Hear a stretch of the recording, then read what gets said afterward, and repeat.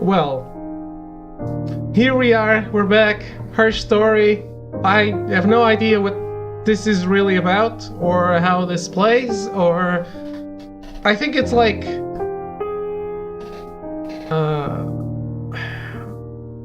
I think it's something like those lost phone games or something. But to be fair, I really don't know. Let's see your achievements first.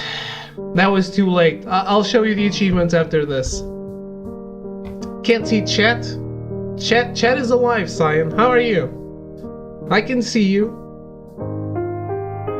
So gross to go directly to something else after that. What can I do? I am a victim of my schedule.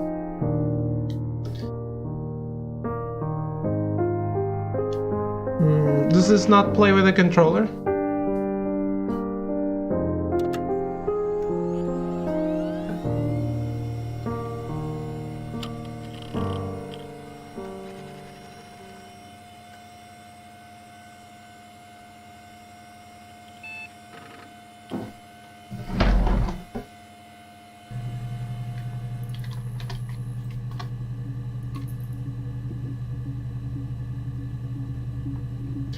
If this is the game I'm thinking, this game takes 2 hours to beat.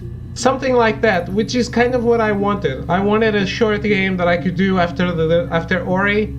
That would just be one stream and done. Let me just change the title.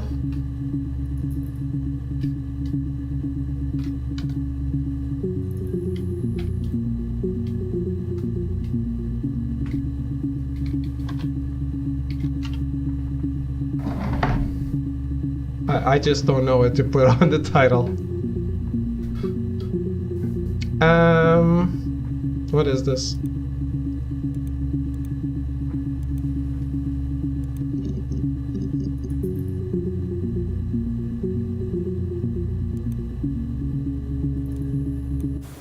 You think it's murder? I mean, clearly it's murder. What can I do to help?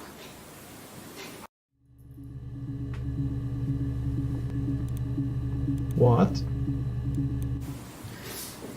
Yeah, that's me. But February, and that was months ago. What's that got to do with Simon's murder? What am I watching? Her story, Cyan.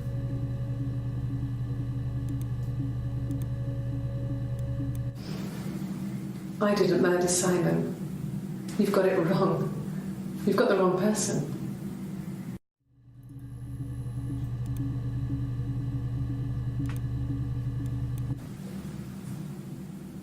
I'd like to speak to a lawyer now. Please. You have no murder weapon. You have nothing. And all these stories we've been telling each other, just that. Stories.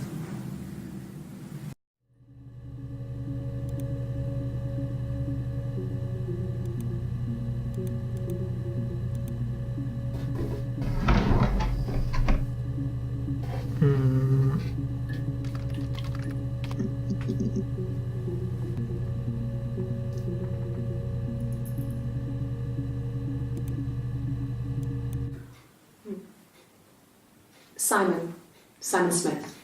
He works at Ernst Brothers Glass. They do windows, all kinds of glass. Simon does the more special work, mirror making, feature windows, artistic things, really beautiful things. I don't know what this is. Is this on PC? Yes.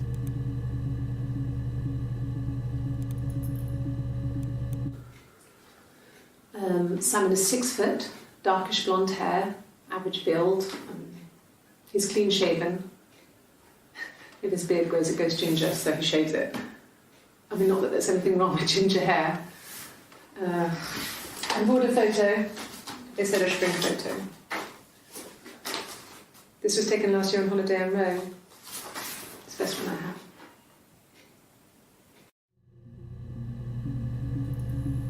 So this guy Simon died and she is accused of killing him? I don't know, I'm trying to figure it out. I just looked up Simon because she mentioned his name. It's the Rockington Arms, the Rock. I guess It's not we're very nice supposed to cafe figure it for out. Susan. There's some other regulars there that Simon likes to drink with, and the barmaid they're having sometimes, Helen. Peter said Simon had been in and had a few drinks. It's a murder mystery. Yes, there's an Amstrad one. No one uses it for very much. There's a printer so you can write letters on it.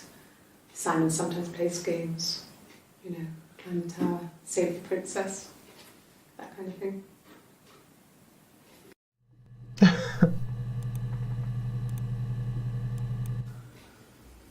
Simon isn't the type to run off or do anything crazy.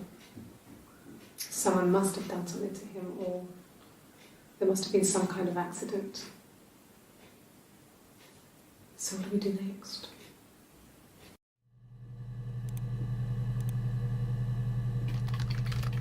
I thought it made me sound suspicious. It's not a normal thing to do, to drive to the other end of the country. I wanted to keep it simple. I know it was stupid not to tell you everything. Saying I spent the night in Glasgow when my husband went missing, I thought it would, distract you from what was important. It's different now. Now he's... So he's her husband.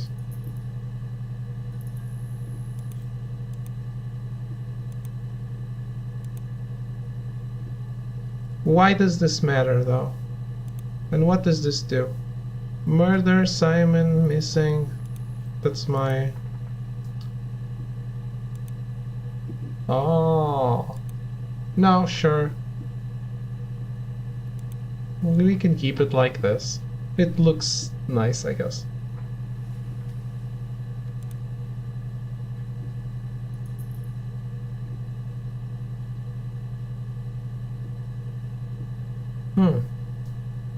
Search for clues. Wait.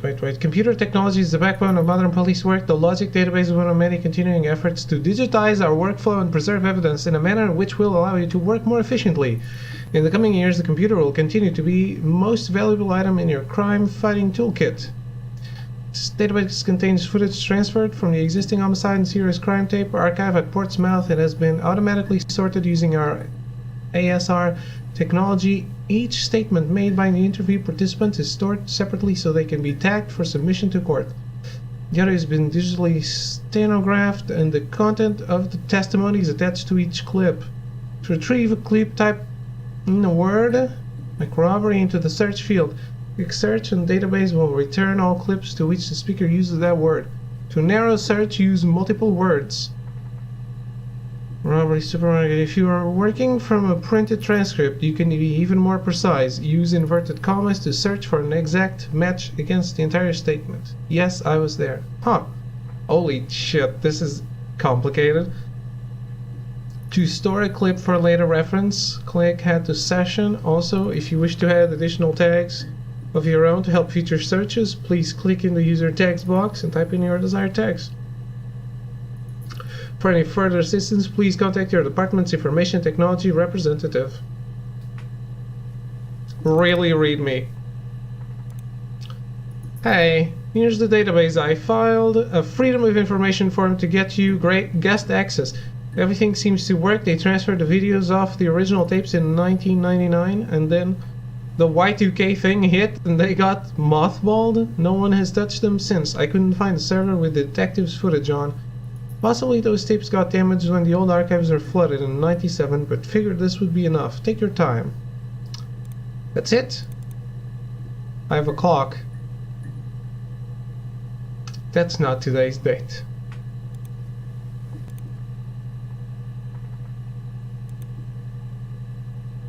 Hack info.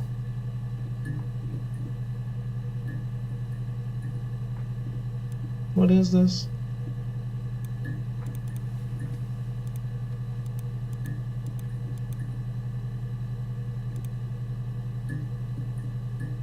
What am I trying to do here?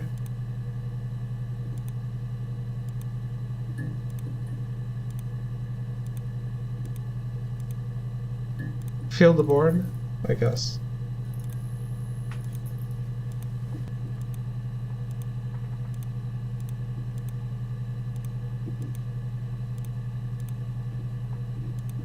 I have no idea.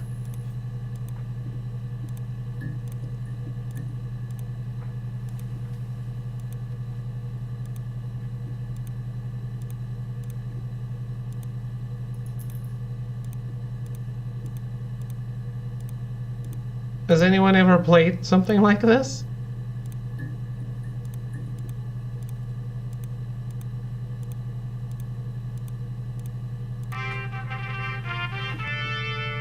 Player 2 wins. Okay, I didn't realize I was playing for 2. I don't think this is the game.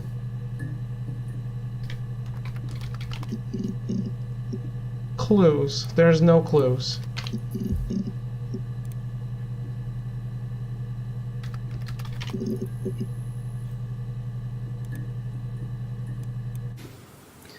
Eric was like an uncle to him. They were pretty close. They spent a lot of time with each other, especially when they have to go to conferences. Have you met his wife, Diane? That's not what I was looking for. Well, she has a knife. She's been cooking, I guess. She's been cooking him his favourite meal. She's his wife. And he's asleep and she doesn't want to wake him because he's ill.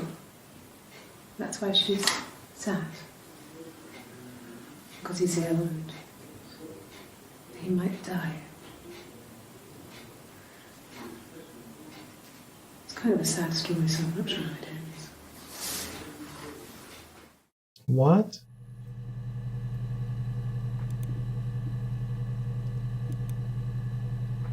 This is a very confusing game. It's quite different from what I'm used to. Not really. He would go to the pub. He had his drinking buddies there, but no one ever really came back to the house. Sometimes Eric, his boss, and his wife would come over for dinner. That would be us returning the favour. Diana's a really good cook, into her trendy ingredients. And the last time Simon cooked something off MasterChef, he got the recipe off Ceefax, and I did my Lloyd Grossman bit, commenting from the sidelines. I had to find fennel from the supermarket. Have you ever eaten fennel? I don't even know what fennel is. Achievement unlocked? Great.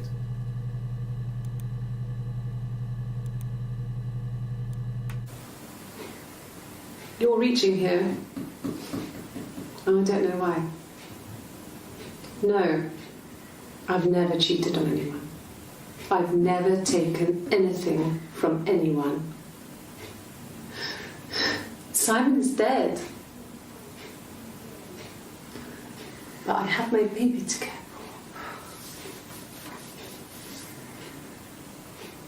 for. Why are you trying to make me sad?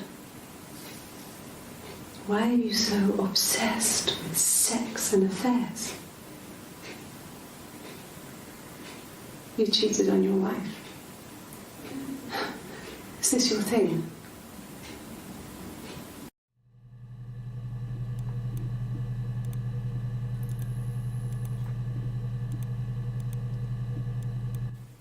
What did your wife do? She didn't kill you. You think I killed Simon because he was having an affair? Well, I didn't kill him. I wasn't even there. I was in Glasgow worrying about whether my baby was still growing inside me. I mean, why would I kill Simon? I loved him.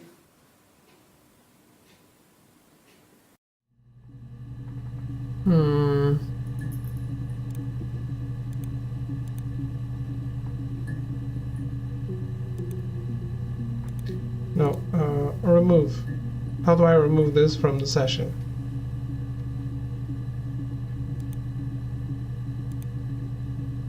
Should we have it like this, maybe?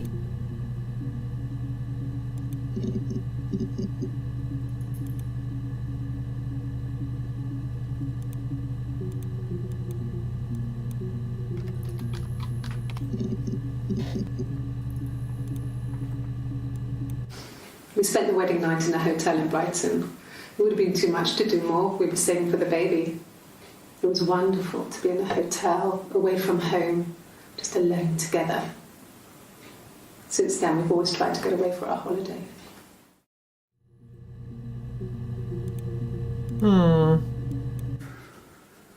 We couldn't afford our own place. Simon dropped out of school, went full-time at the Glaziers.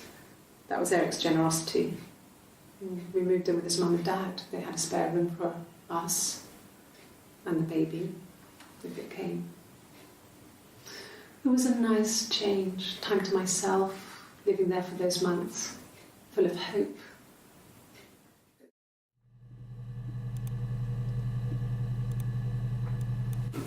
No, I lost the baby. I had a miscarriage at 8 months. We carried on living at Simon's parents until, well, it was only a few months after.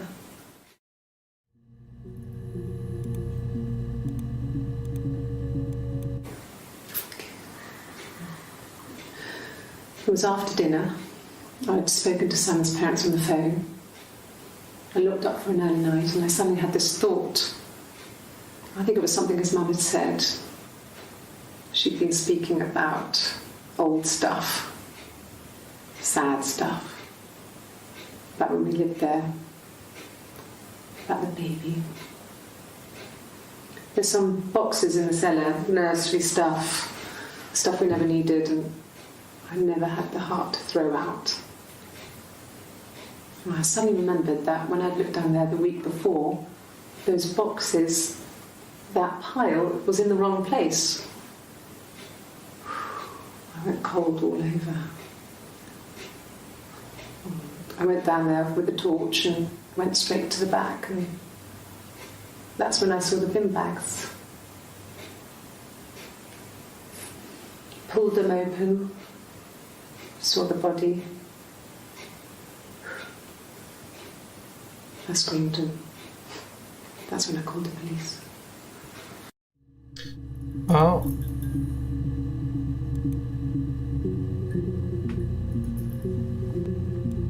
So she found the body? What is this?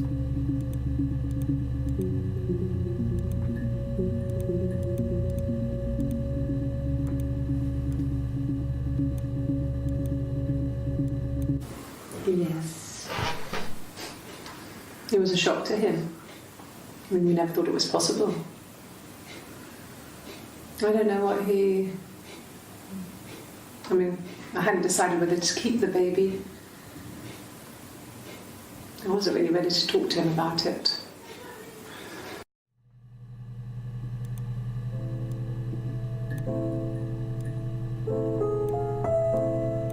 Just get this away.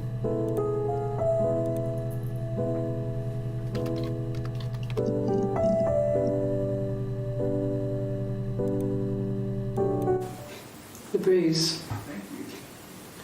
I have a really fast metabolism, so stuff like that just comes and goes. I don't know if there's much more that I can tell you that I haven't already told the other policemen. I found the body.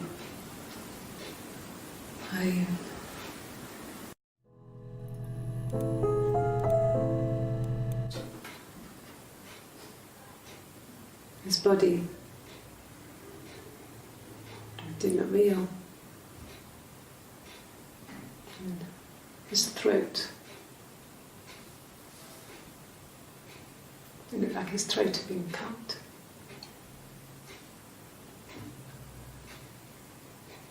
And I didn't see his glasses. He has these thick glasses.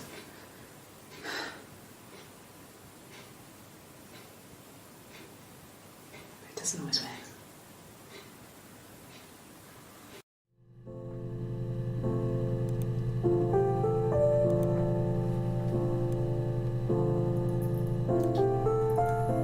The throat was cut. But how thick are we talking? Really? Okay. Here's the rest. Oh, they laid a body on the dock tonight. What the fuck? Oh, the wind and the rain, till a fiddler with a fiddle came walking by. Oh, the dreadful wind and rain. And he made a fiddle bow of her long hair. Oh, the wind and the rain. Yes, he made a fiddle bow of her long blonde hair. Oh, the dreadful wind and rain. And he made fiddle pegs of her finger bones. Oh, the wind and the rain. Yes, he made fiddle pegs from her finger bones. Oh, the dreadful wind and rain. And he made a fiddle out of her breastbone. Oh, the wind and rain. The sound could pierce her heart of stone. Oh, the dreadful wind and rain. But the only tune that the fiddle could play was oh, the wind and the rain. Yes, the only tune that the fiddle could play was oh, the dreadful wind and rain.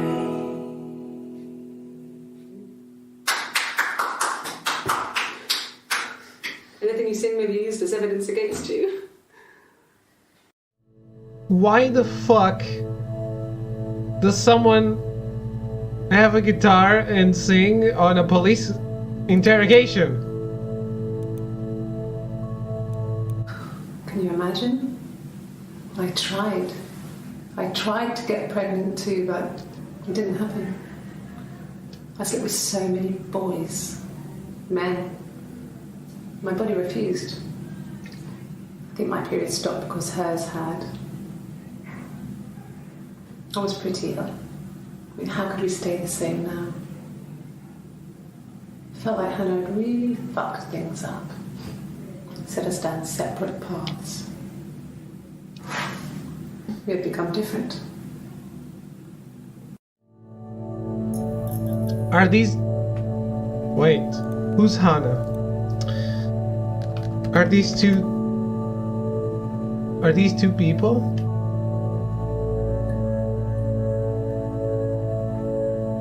Is this more than one person? My name is Hannah. H-A-N-N-A-H. It's Pandre. It reads the same backwards as forwards. Sure. It doesn't work from here, though. It's not quite symmetrical, but well, I mean, you get the idea. Sorry.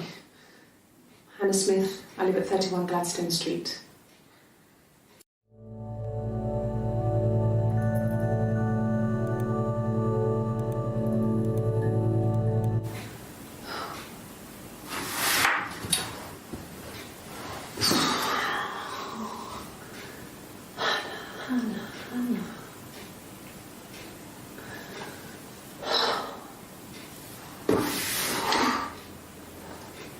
What are you doing talking about Eve?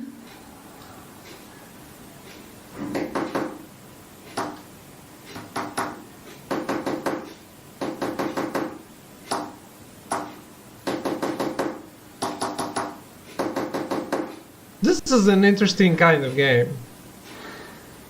Poor son.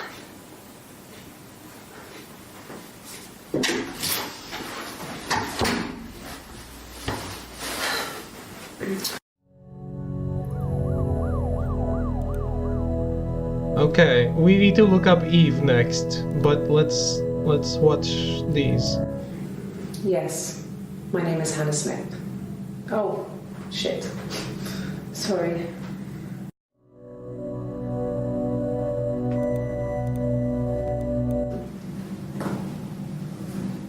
Across the road, where my parents first lived there, was a midwife called Florence. When Hannah was born, I was born at the same time.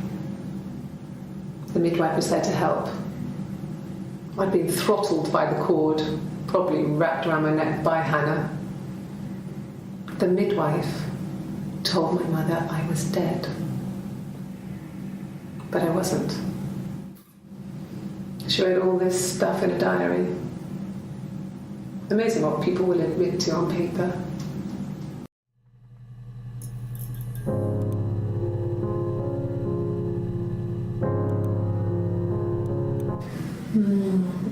She recognized me from the window. She told me to come inside, and she hid me. They had made the attic into a place where Hannah could play. There was a dollhouse. She hid me up there. No one else ever went into the attic. It was her place.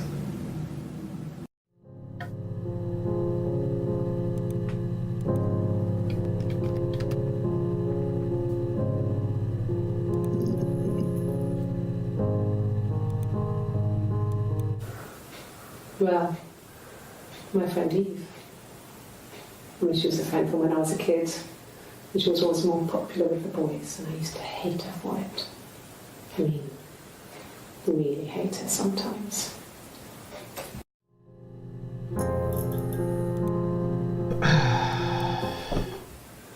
Yes, we'd fight. We fought on the beach once, and I held Eve's head underwater. There was no one else around. It was at the far end of the beach, and I held her head under, and I kept it under. And for a moment, I just wanted to kill her and watch her drown. But that was it. It was just a moment. We made up after. It was a love-hate relationship. Wasn't she a twin? I don't get it. A police station. Yeah. When I was young, we ran away on my birthday. Bob Dylan was playing in London, and we thought we could break into his tour bus and have him take us with him. The taxi driver we paid to drop us off. I mean, we'd saved money, pinched a bit here and there to pay for the fare. He was suspicious because we were so young, so he told the police. So they came and picked us up and took me back to Portsmouth. My mum picked me up from the station. But I blamed everything on my friend Eve, so my parents let me off.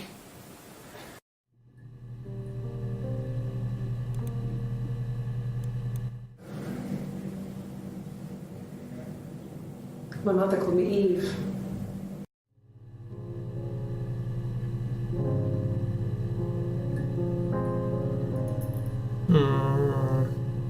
What?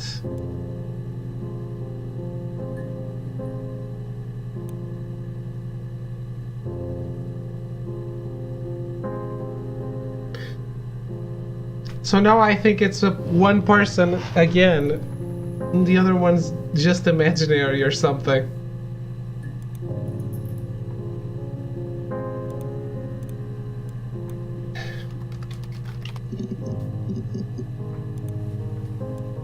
No, I was 15, Carl was older, 17 I think. I was really into him, regardless of how he actually behaved. Lots of drunken teenage sex. We did it in a church once. It was stupid. So he got tired of us and we split up after about 6 months. It was sad, but those early experiences, they help you realise who's really important to you, you know? Family. I watched someone play this a while back. Whoever said 2 hours didn't account for David time. That's fine, as long as I have some thread to pull. It's fine. If I get lost, well, that's no longer fine. Do you remember how this goes? The thing is, How do you beat this game?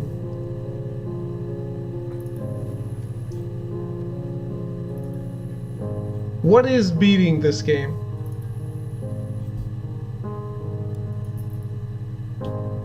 You don't remember a damn thing? Okay, great.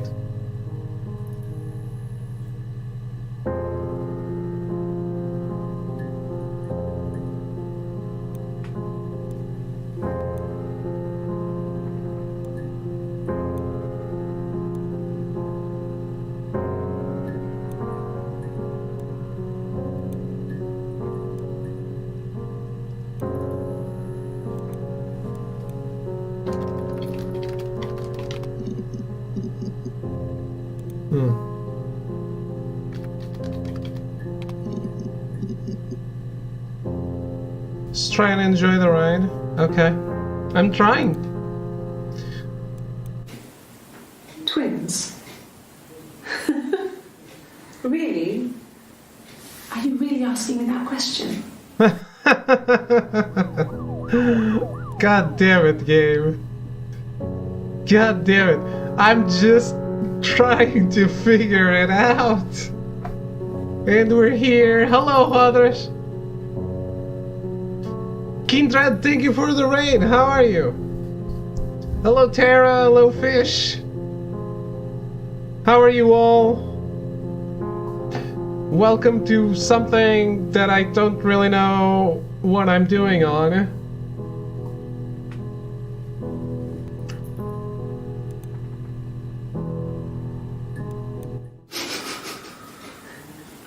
Are you out of your mind? Twins? Her story? What is this madness? I just beat Ori and the Blind Forest. And I wanted a game that I would get to play just throughout the rest of the stream, start and finish it today. So I thought of Her Story because I've heard so much about it and I had no idea what it was like. I bought it a while ago on a Steam sale, so I thought it would be a good idea. This game is amazing in a narrative way. Twins, oh my god. Do you know that it's stupid to look up twins? Is that it? Florence took me home with her. Mother hadn't been expecting twins and had a healthy baby. I guess she was just happy for Florence to clean up. Take away the evidence that this was anything but a happy occasion.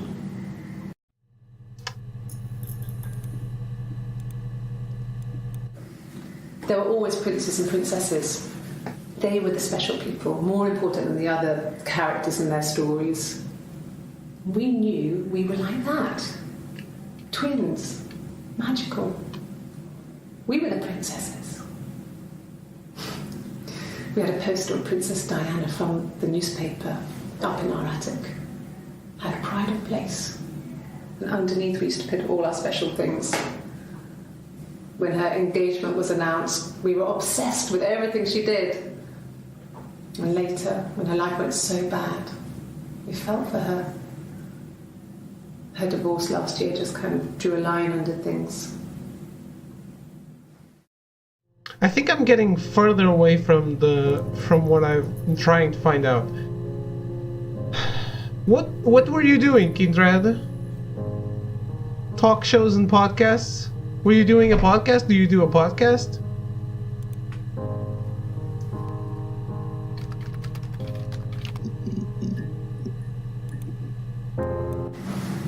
Florence raised me in her home.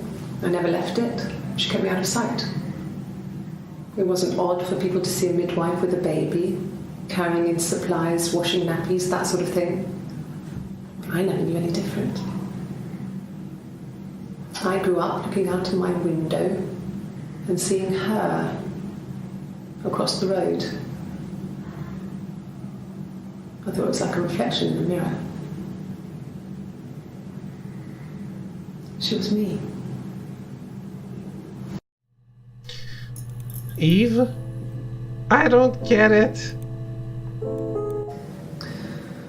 Florence was a warm, kind person. But she was broken, I guess. When I found her diary, I also found a biscuit tin with other stuff in it. Older papers, letters, that kind of thing. Her story wasn't there.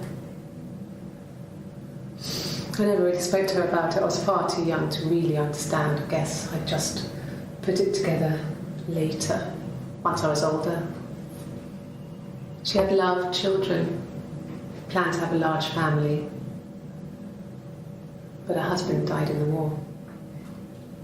And that was back when you married for life. She never felt like she could marry again. Isn't that strange? She was a widow from her 20s. But, I mean, I guess it was different then. You know, you married for life and she felt she could never marry again. I guess it was harder, a war widow. One of the dead. I don't know, maybe there was more to it than that. I don't really know.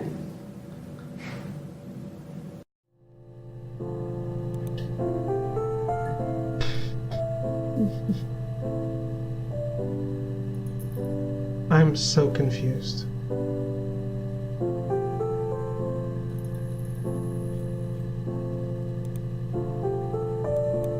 No, it was just me and her.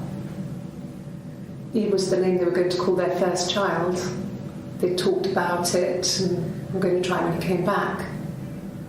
Florence's family had a history of firstborn girls, so they were convinced it was going to be a girl.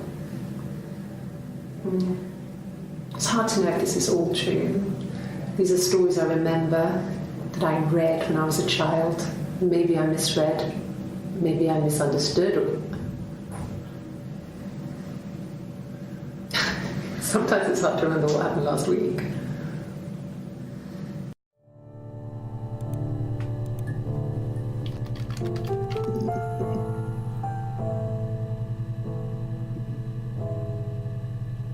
Me and her. Yes. I inherited it from my parents, so it made sense to move back. Me and Simon. Felt like going back to old ways before the pregnancy. Reminded me of being a girl, a dollhouse in the attic, old things. We didn't sleep in my parents' bedroom for a long time. We decorated it as soon as we moved in, but it was another year before we started sleeping there. Why? It's more fun to have sex in the parents' bedrooms. Maybe. Yes. I read a lot as a child and watched lots of TV. Then the doll's house we had, we still have in the attic. It's kind of a fairy castle. We used to play up there and make up our own stories.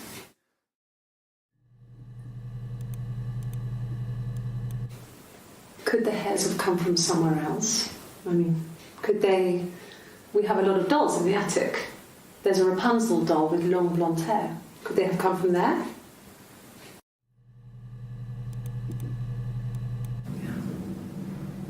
I'm not sure where the dollhouse came from. I don't know if it was given to them or they inherited it. I mean, they wouldn't have had the money to buy it. It was so huge. It must have been taken up to the attic in parts and then reassembled up there. It's a beautiful thing. Wallpaper to scale, little furniture, the lights work, mirrors, beds, big duvets and pillows. We spent hours and hours playing in it, invented all these characters and families who lived there. We wrote paperwork for them all, passports, diaries, and gave them all really elaborate stories. Once, a moth got trapped in there. We'd left a light on. It was making the most horrendous noise.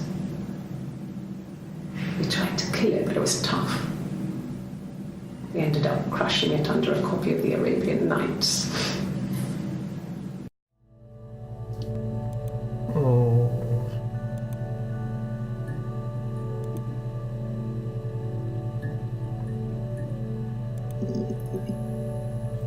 That's not what I wanted to do.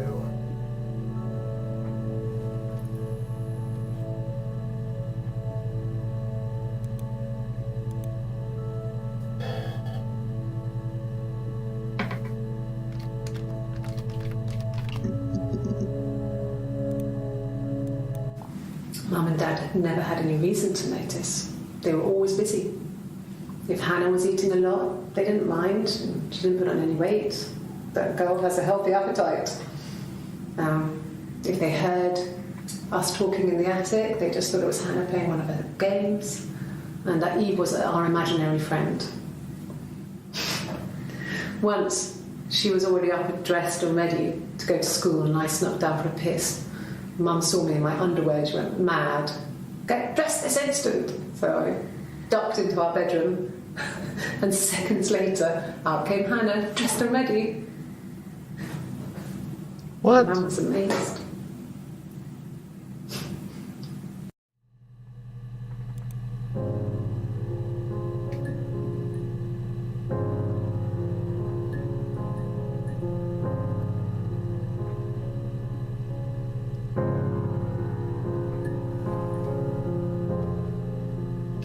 So this person in this video mentions both Anna and Eve. So she's someone else? I don't get it. We are drifting away from the murder.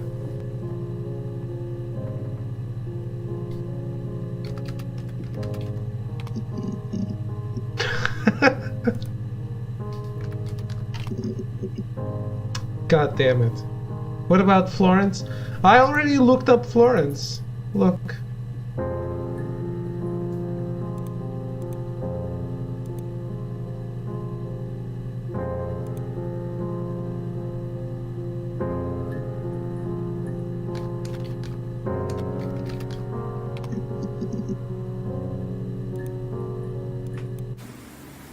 Yeah. 1984 was an awful year in the end.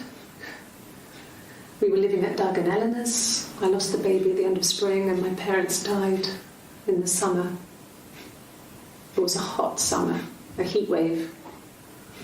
So when they discovered the bodies, it was just awful. Because of the circumstances, them dying together like that, they brought in a lot of police.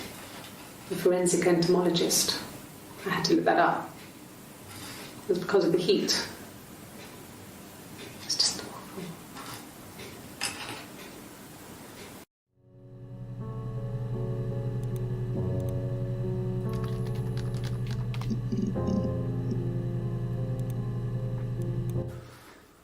So, it was Friday evening. We had an argument. He left. On Saturday, he didn't come back. I waited all day. He was supposed to go help Eric out with something on the Saturday afternoon. They had a job. He didn't show. So Eric was ringing on the phone. I checked at The Rock, that's our local. They said they'd seen him on the Friday night, but not since. He still wasn't back this morning. It just isn't like him at all. Still not back by dinner time. It's getting dark again. So I decided to come and see you. His parents haven't heard anything either.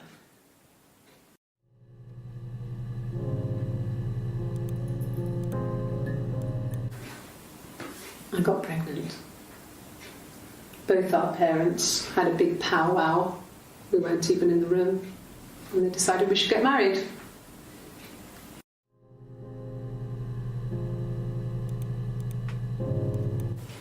Then my parents died. It was the worst year of my life. A miscarriage and then my parents.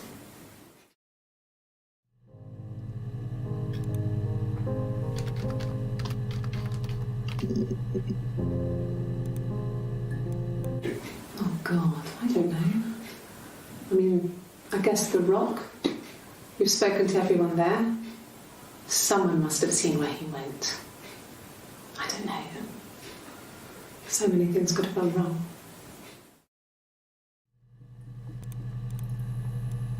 No, No one has been in the last few weeks. We had a plumber come in 3-4 weeks ago. Someone summoned you from the rock.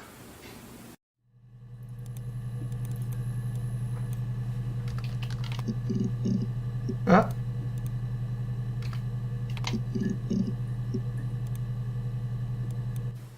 He was wearing a shirt. It's a blue turtleneck shirt and jeans. He has a watch. It's a really nice one. That was a gift from his boss, Eric. He had his coat, a long grey duffel coat, like Paddington Bear. He would have taken that with him. It's not in the house.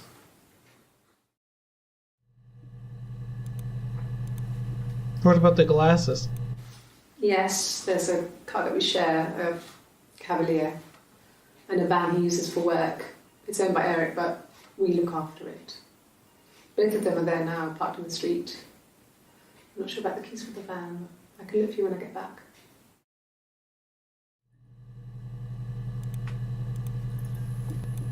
Yes, that would be in his wallet. It's a Visa, a silver one. He doesn't like to spend money he doesn't have, so he usually pays with cash, but Eric convinced him to get one.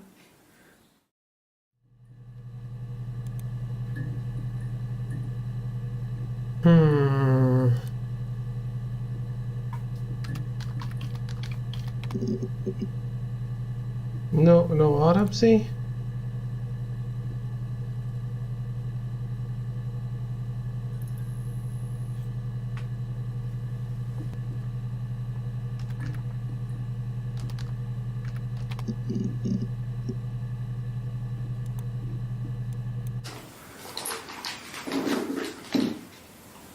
On his throat.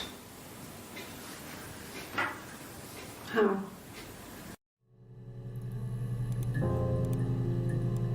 Like I said before, it was 3, something like that.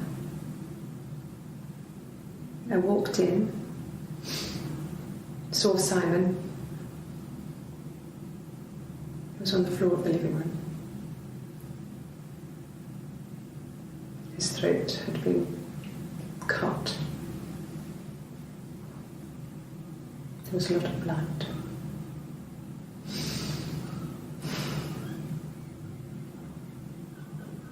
Yeah, he was dead. What? His body didn't look real. And his throat.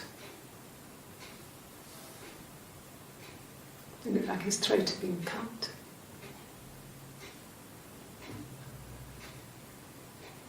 And I didn't see his glasses. He has these thick glasses.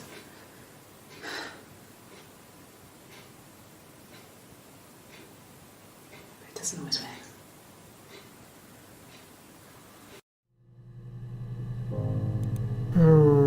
I saved something else. This. It was after dinner. I'd spoken to Sam's parents on the phone. I looked up for an early night and I suddenly had this thought. I think it was something his mum had said. She'd been speaking about old stuff, sad stuff, about when we lived there, about the baby. There's some boxes in the cellar, nursery stuff we never needed, and I never had the heart to throw out. And I suddenly remembered that when I'd looked down there the week before, those boxes, that pile was in the wrong place. I went cold all over. I went down there with the torch and went straight to the back, and that's when I saw the bin bags. Pulled them open, saw the body. I screamed, and that's when I called the police. So she said she found the body in the cellar, but then Here she claims it was in the living room.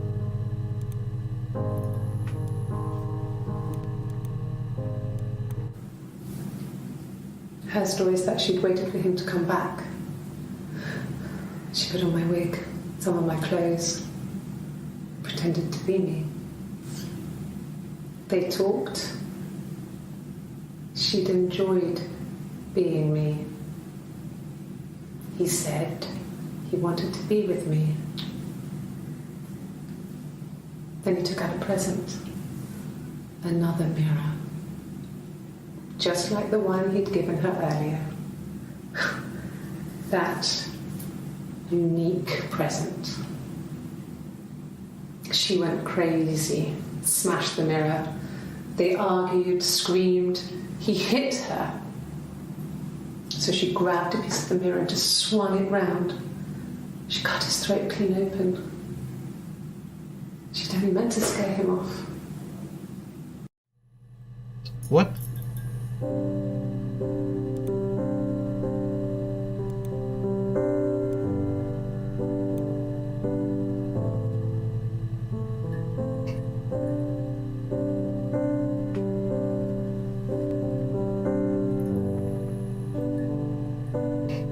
The thing is, I am not sure what I need to do to get through this.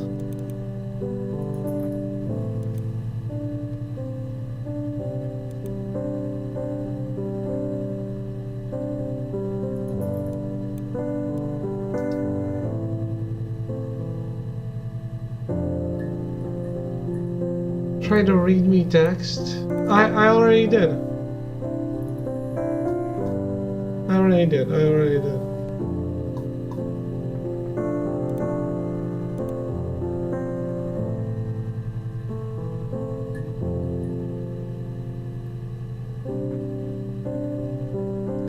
Didn't she just give me the story? What am I trying to figure out?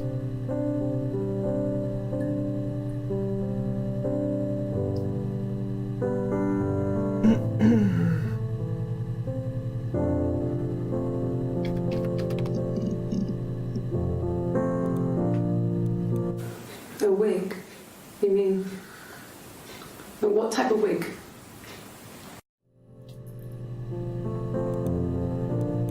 No, I've never worn a wig. What kind of wig? That's sus. This other person doesn't exist. I don't know what the blonde wig is, but it could be anything. Have you looked at the cat flap?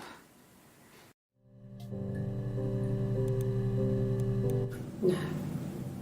The parents decided there would be a wedding. And after the wedding, Hannah moved in with his parents. There was no way I could follow, so we were separated again. I stayed in the attic. It was hard. It's like I suddenly didn't exist. I would sneak out, but in case anyone recognized me, I started wearing a wig. Hannah and I would meet up in the park. I was trying to get pregnant. But I couldn't. I couldn't do it with anyone we knew, so it was sex with strangers. Drunk guys I'd met in clubs, in parks and alleyways. I was 17. Sounds safe. It felt like I was being punished. But it was Hannah who had betrayed us. I had stopped when one of the guys gave me an STD.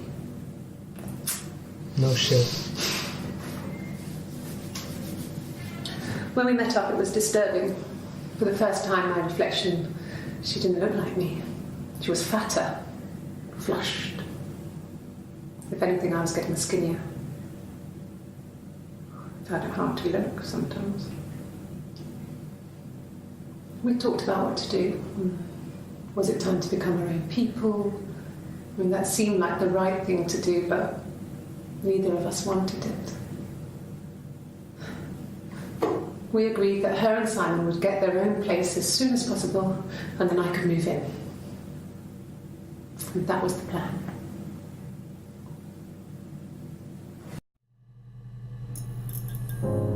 What the fuck?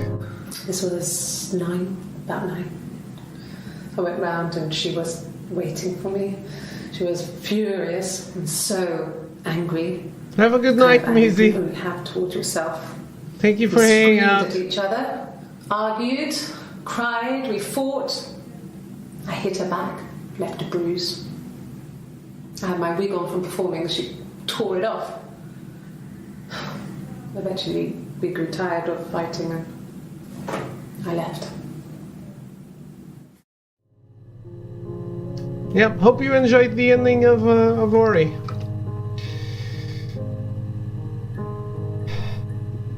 I am so confused playing this right now. It's because I don't know what to do. I don't know exactly what I'm looking for, or what I'm trying to do.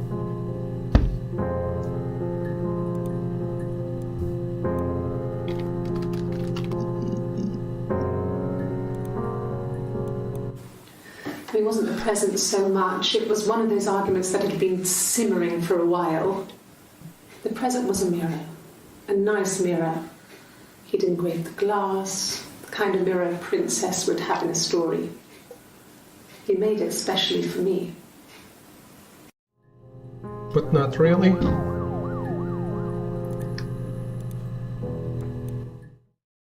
The mirror. I can't remember. I put it somewhere safe. Upstairs, I think. I haven't looked at it since.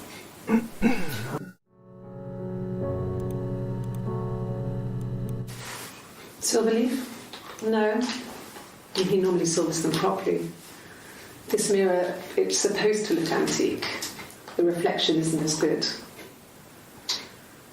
It's the perfect mirror for someone who doesn't like to look at their own reflection.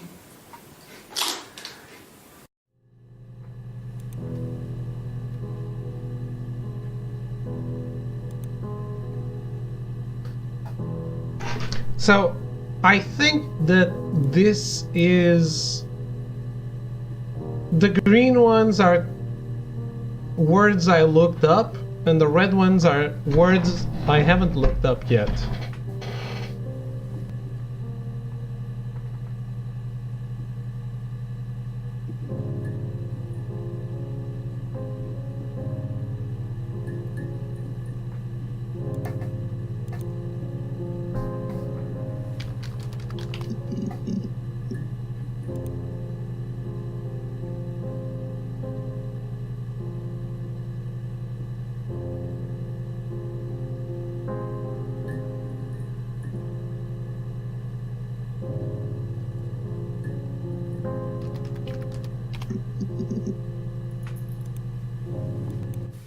I mean, what if they were crazy? You hear about these crazy people all the time. I mean, why would anyone who knew Simon want to kill him?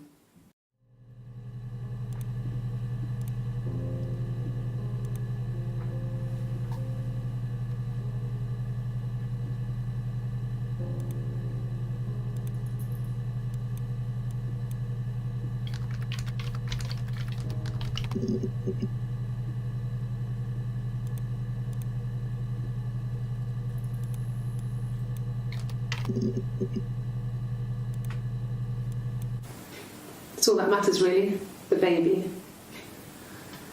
Simon's dead, but the baby, that's how he will live on. Our baby.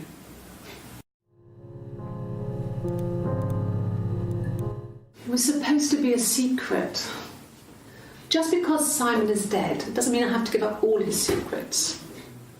It doesn't have anything to do with what happened to Simon. No one murdered my husband because he cheated his expenses for a romantic weekend in Oxford.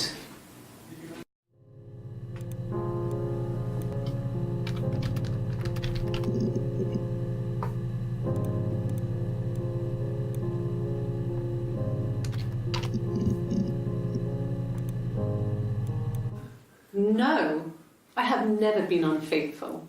I've never cheated on Simon. Progression feedback is twofold. Do you understand more of the story? Is the database getting full? If you want merely the purity of it's over, then as long as you've seen all the clips, so the database green, then you have it. It's about all I got without looking at spoilers. Okay.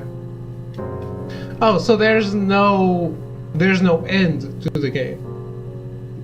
Is that it? Have I ever cheated on Simon? You asked that question yesterday.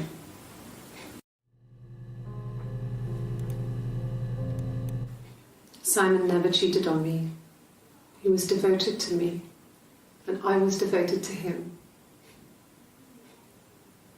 Nothing in life is easy.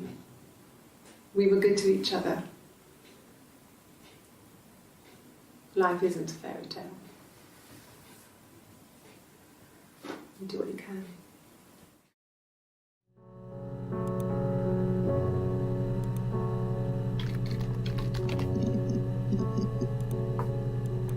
An affair. Simon wasn't having an affair.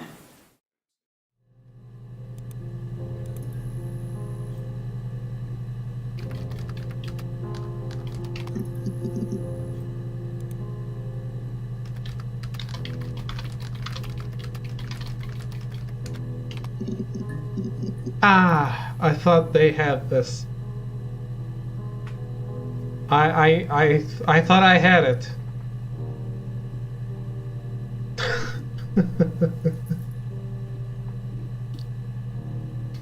Hmm.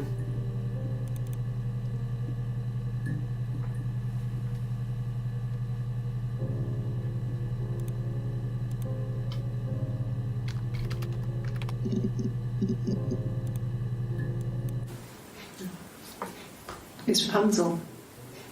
The story starts when she's born. Mother Gothel, a witch, takes Rapunzel from her parents and keeps her locked up in this tower. Rapunzel gets pregnant by the prince, and Mother Gothel is furious, so she cuts off her hair and throws it. Actually, her hair's already short here, so that's already happened. So she throws her into the wilderness, and Rapunzel is reunited with the prince, who's blind, but she kills him with her tears, and so it's a happy ending. Is that too much?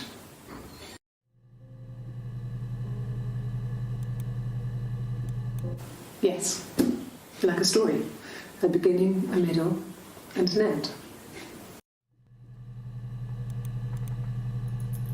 Well, she wasn't my real mother, but she raised me.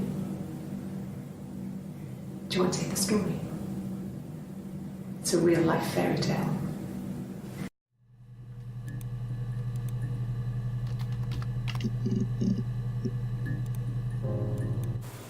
Okay. There's a girl and she's staring out of the window. She's sad. She's trapped. She's here. She's looking out the window because her mother won't let her out.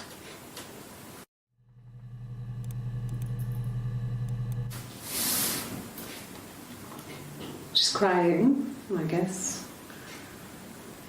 She's sad because she thought she saw her husband with another woman.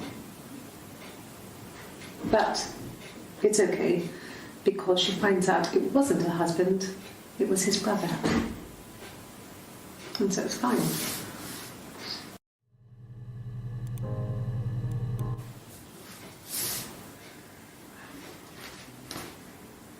Okay.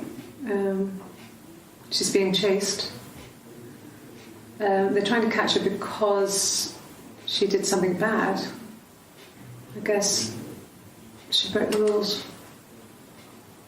Or maybe they think she did something bad. Maybe it wasn't her fault. She looks scared, not guilty. Maybe it was mistaken identity. Did they catch her there? I don't know.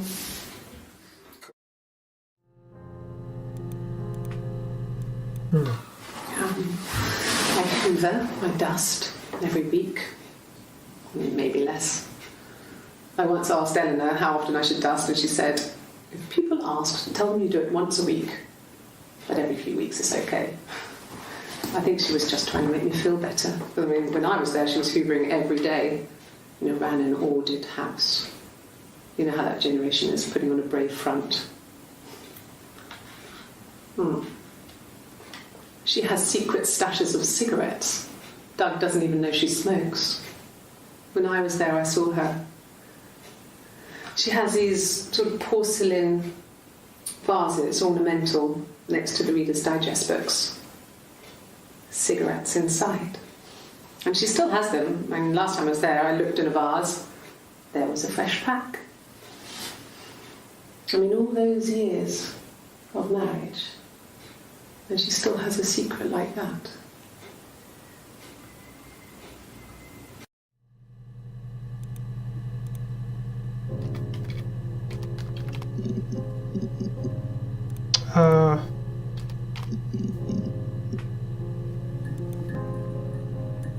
Yeah. I've been round to Doug and Eleanor's and they're very worried. I feel sorry for them.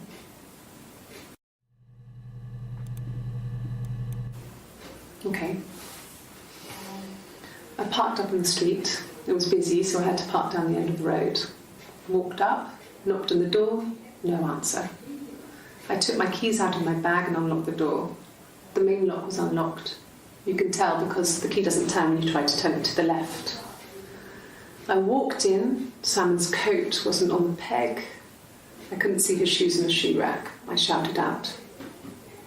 I walked straight into the kitchen because he usually sits in there to have a cup of tea and read his paper, but he wasn't there. I touched the kettle. It was cold. I looked quickly in the living room. Nothing. So I walked upstairs to the bedroom and he wasn't there. I didn't search for him because it was pretty clear he wasn't there.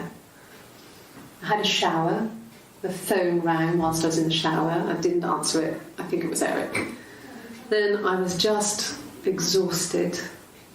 So I lay down on the bed and I fell asleep, though I didn't mean to. I woke up a couple of hours later and I was surprised to see no one in the bed next to me. And then I remembered where I was and what had happened. That's when Eric called again. This time I spoke to him. Then I called Doug and Eleanor. And then I decided to come and see you. Eleanor? Cigarettes, a massive revelation. Yes, I am nailing this. Yes. I speak with Eleanor at least once a day. Not that there's anything much to say. It's more just...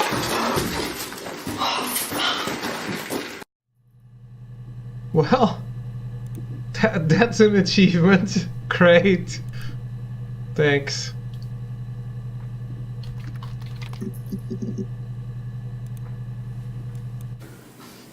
I got a job to contribute, you know. Doug knew someone and I got a job as a dinner lady at the primary school. They said it didn't matter if I could cook or not, just don't poison the kids. So you see, it's always been complicated between me and Simon. It's never just been the two of us. There's always been pressure. You want to see that one again?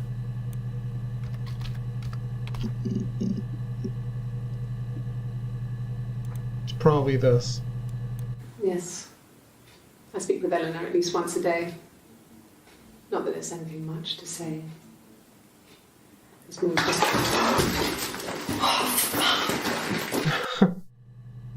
Well. No, I'm okay. Fuck.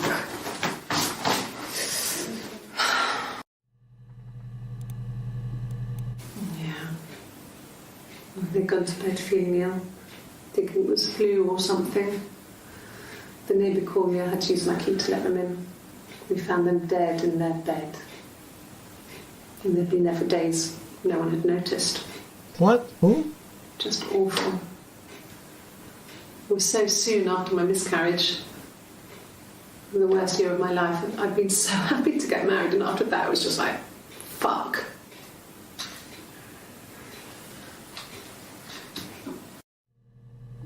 just wanted to see her purposefully drop coffee on herself because she's acting. Right? It didn't look bad. She won an award for this, right? For fuck's sake. Can I leave? Are you going to arrest me? No. They'd laugh you out of the building. A lawyer would make mincemeat of you.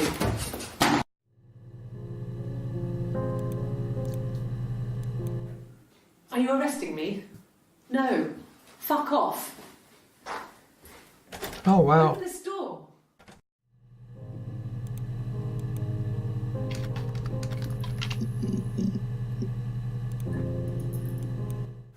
Like I said, I think I was popping out to get something, ran out of something, had to grab something. I sometimes drive too fast. If you want, you can arrest me for that.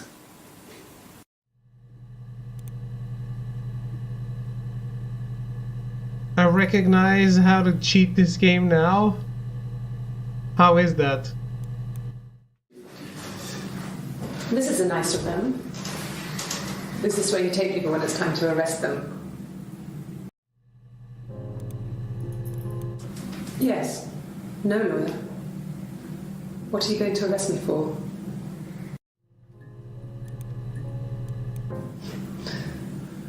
Can you arrest someone who doesn't exist?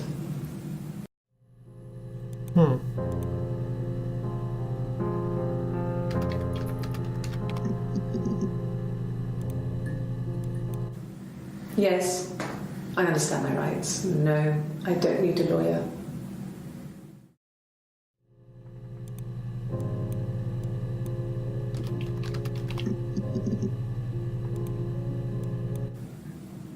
So I moved out. Got a small bed set. Got my tattoo to mark the occasion. I was singing in a bar in the evenings. So I had some money, enough money to cover my rent. And I've been doing something similar ever since. I haven't put down any roots. I don't exist.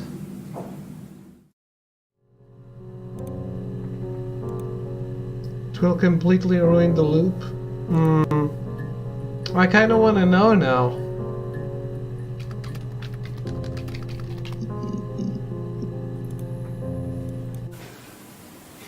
Yeah. I mean, I was infertile. Thought I was. They told me I was infertile after the miscarriage because of complications.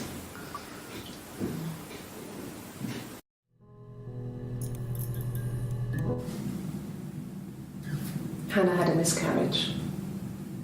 This was late in the pregnancy and it left her infertile. Felt like the universe had corrected its course. We were aligned again. But Hannah and Simon were still living with his parents. They were married. Simon had a job at the Glaziers now. Eric had given him a full-time position after he left school. And then...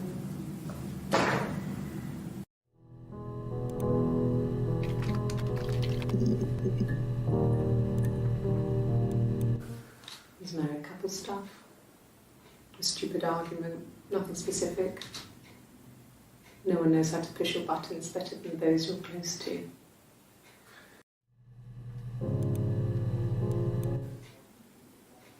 A long time. We got married when I was 17. It's simply, every video already has the user tag blank. If you change the text to something else every time you watch a video, you can just keep searching blank and changing the user tag on every 5 videos that pop up. I do not condone this method. Do you think that works now? Childhood sweethearts. Something like that. Are you married, detective? We can just look it up. When you've been married for 10 years, stuff accumulates. We could argue about anything. And he's so nice. That doesn't help. He tries to smooth things over, and that just makes it worse. We're both passive-aggressive, so we never normally argue directly about anything. Right.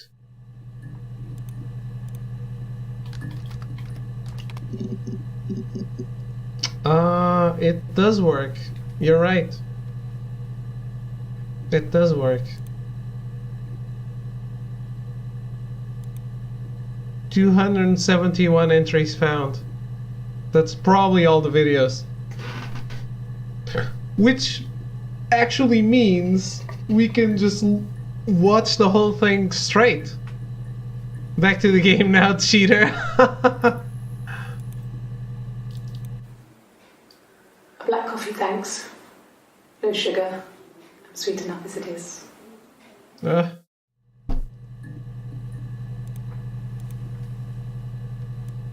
A mobile phone? Yeah.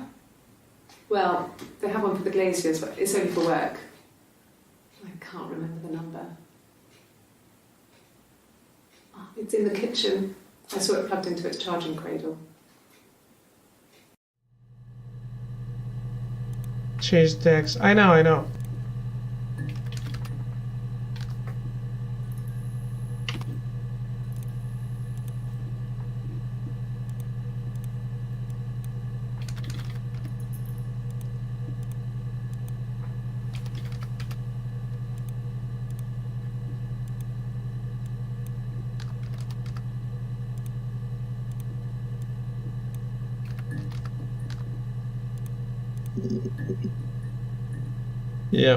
Yep. That's exactly how you game the game. No, he doesn't have any tattoos. He has a scar down here near his stomach, past his hip. Cut himself with some glass. That was before, a long time ago. He looks just like the photo. He's not got his glasses on here though. He takes them off for the camera. But he needs them to see properly, you know. He has to read a newspaper or a menu in a restaurant. Not book so much, or watching TV. He likes TV. So you're just going to watch every video without query context? I don't know if I am. Might as well mark these.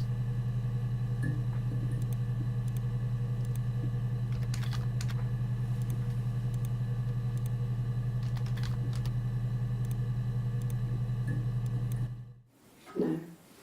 I think he spoke to Helen. She said he was upset about her argument, but I'm not sure what else he said. He likes Helen. He likes blondes.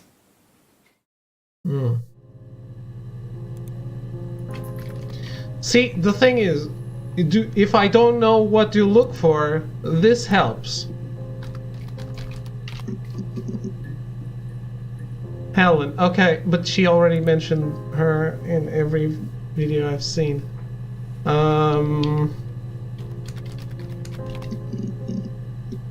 No.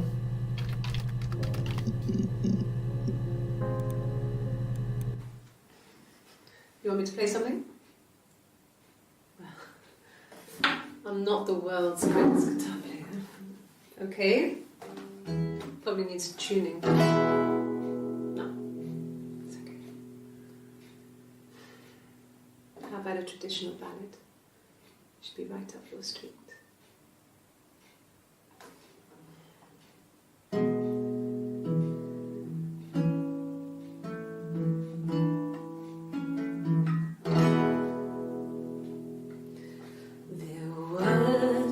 Sisters came walking by the sea.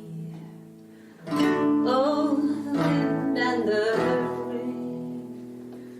The eldest one pushed the other one in. Oh, the dreadful wind and rain. See, they both had a love for the captain's son. Oh, the wind and the rain, but he only cared for the youngest one. Oh, the dreadful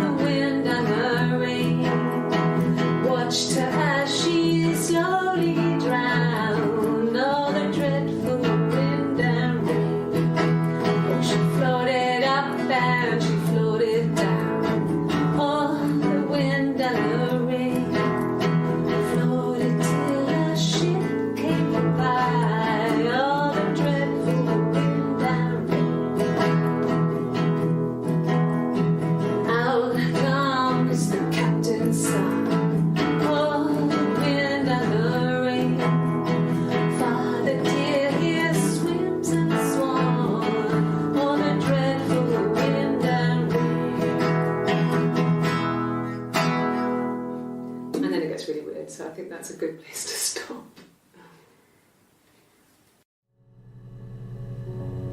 What is she singing now? I don't know. Number one guitar singer.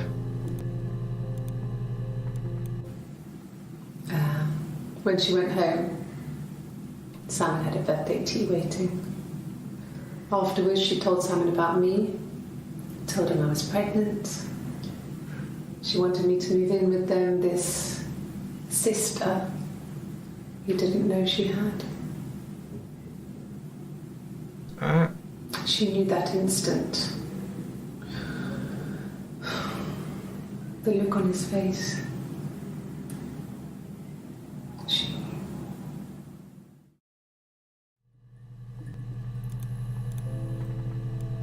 She sent him out the house, kicked him out, called me up, crying, and I went round. I guess I had a feeling I could hear something was wrong in her voice, but I wasn't sure what it was.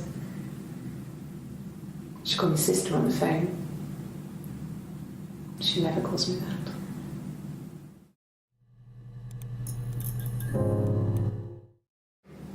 My sister is gone. And she's never coming back.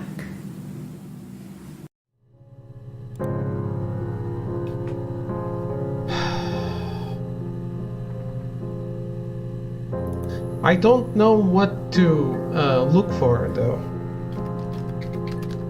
Let's see if there's more singing. No, there's not.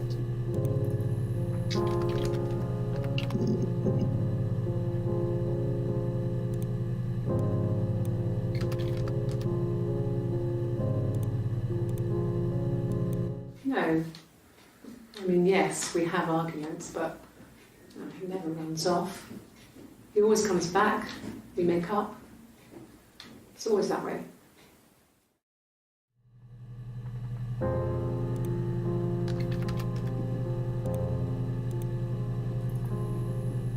Right.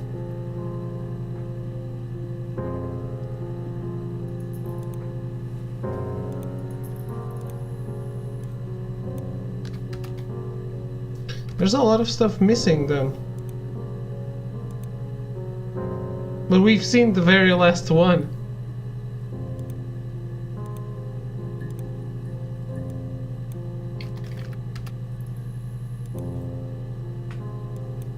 Suicide? No. I mean, he would never do anything like that. He is not the kind of person to do anything like that. I mean, to hurt himself? No.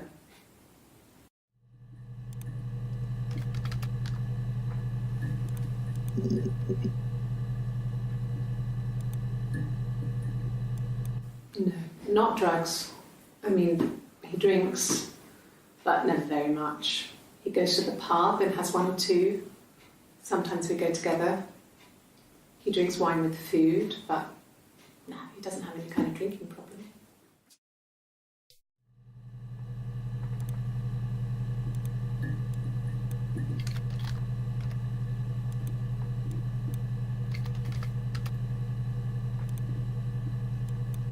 No.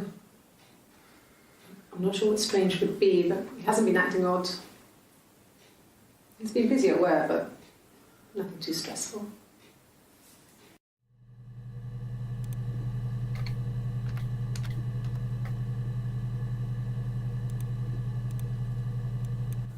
Sure, yes, of course, if that would help. Will you phone the house to let me know when you want to come round? Then I can make sure that I'm there.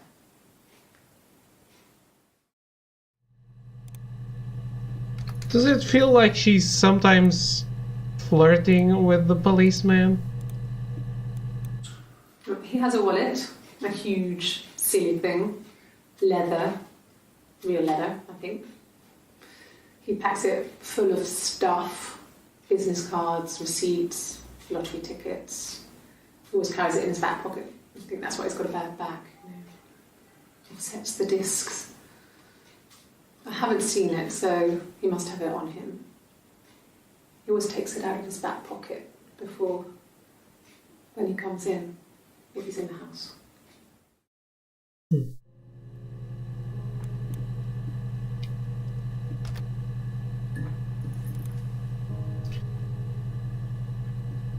Sometimes, when has everyone ever been this friendly during an interrogation? Exactly. Interesting, I never played this. Yeah, I finished Ori and the Blind Forest. How are you, Thrall? Finished Ori and the Blind Forest, and then I just wanted to play a game that I could finish in one sitting. So I thought of this. I knew a girl that got very friendly when I got out the handcuffs. Well then. That is interesting, yes. Samantha? Thank you for the raid, how are you? Mount your friends, holy shit. How did that go? I saw you beat Ori, I saw the tears when I was in the middle of something. Were you having sex while watching the channel? Thank you, Throw. Mount your friends. Damn. That is... Were you playing that with your viewers? Thank you for the raid. How are you? And hello Zemanel and hello Surikapa.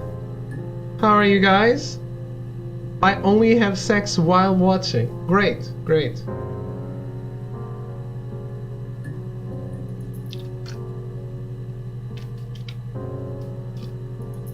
With you?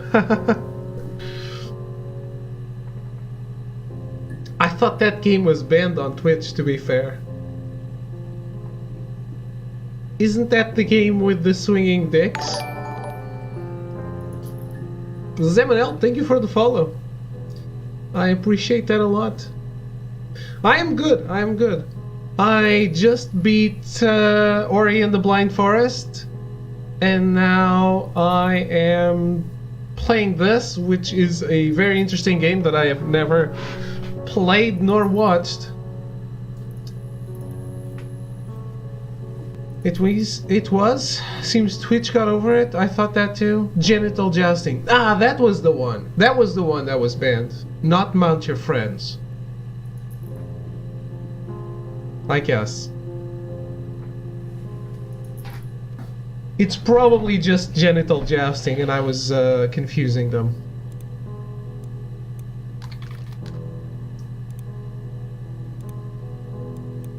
Sure, I think. I do all the bills and paperwork and handle all the money stuff, so it should be easy for me to find. Do you want them dropped off to you?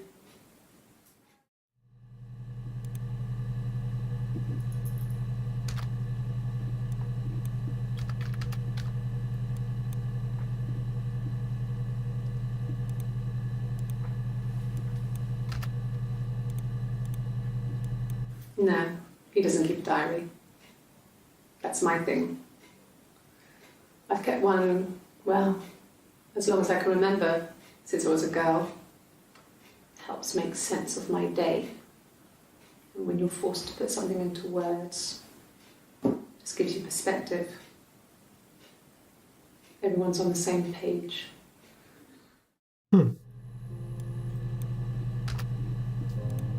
Well, now I gotta look up diary. Chit chat? How's it going down there? Are you done? What?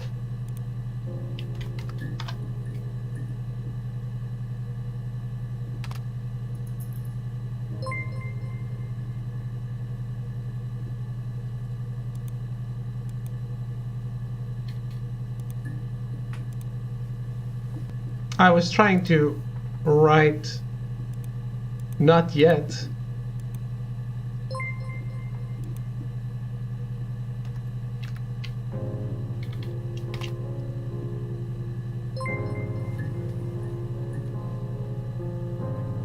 Okay.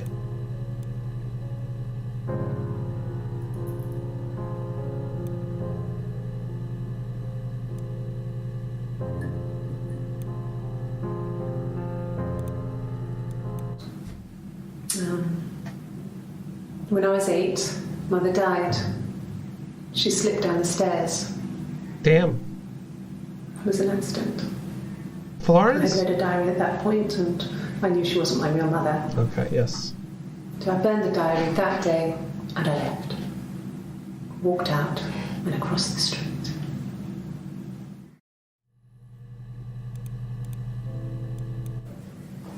It just became our way of life. We would swap places and take it in turns to do things. And we were very careful. Whoever had been out that day would come back and write a detailed diary so that we were on the same page. We had a list of rules that said what we could and couldn't do in any given situation. It was exhaustive. We lived a second life through those rules. Rules for things that could only ever happen inside our imaginations. We would consider all the permutations of future events and agree rules to walk our way through them.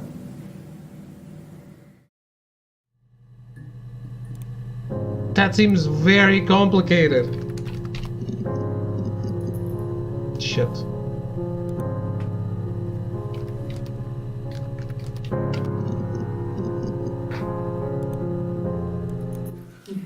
Thanks.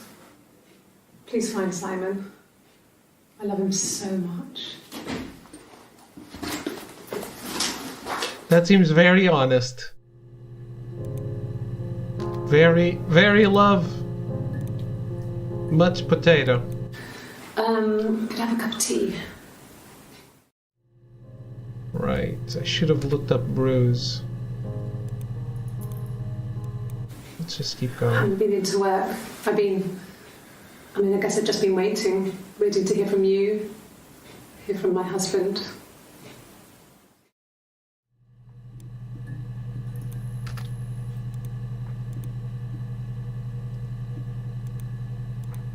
That's the 18th and this is the 25th. Bruce? Oh, yeah, no, it's nothing. I was going through the top cupboard in my kitchen and the chair slipped and I kind of hit the door with my face. We hurt like hell.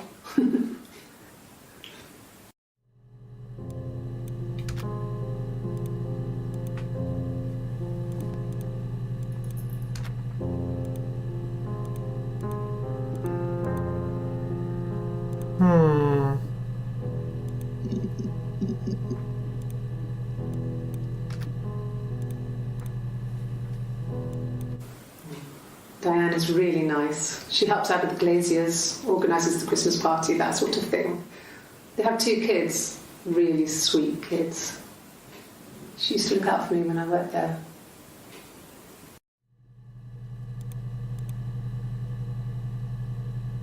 Oh wow, this is a pretty big game, isn't it? Okay, I'll try my best to remember.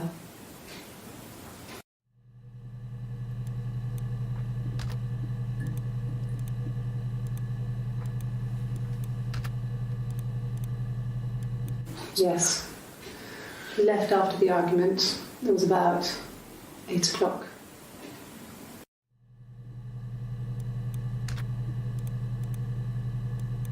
Yes, that's my birthday. Not one of the big ones, but I guess you can see that.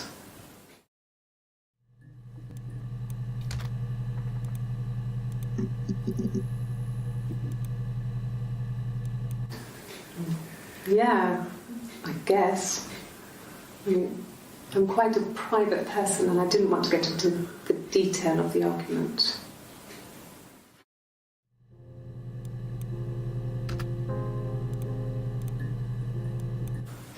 It was my birthday, like you said. We were going to have a meal at home. We had our meal. He gave me his present. I guess I didn't like the present. Uh-oh. The present thing. It wasn't the present so much. It was one of those arguments that had been simmering for a while. The present was a mirror. A nice mirror. He'd engraved the glass, the kind of mirror a princess would have in a story. He made it specially for me. Just wanted to watch that again.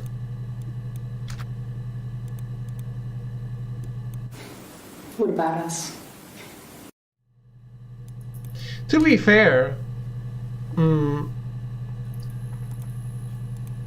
This is pretty fun. It's better. It makes more sense when you watch it all in one go.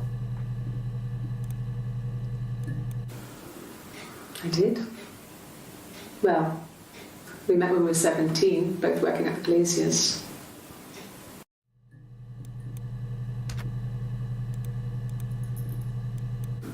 Yeah, when I was at school.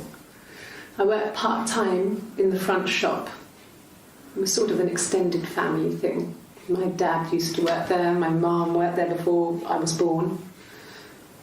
I took care of paperwork, filing, typing out invoices, that kind of thing. It was a good job for a girl back then. I didn't work a till or anything, though. I was quite shy, so I wouldn't have liked to have worked a till.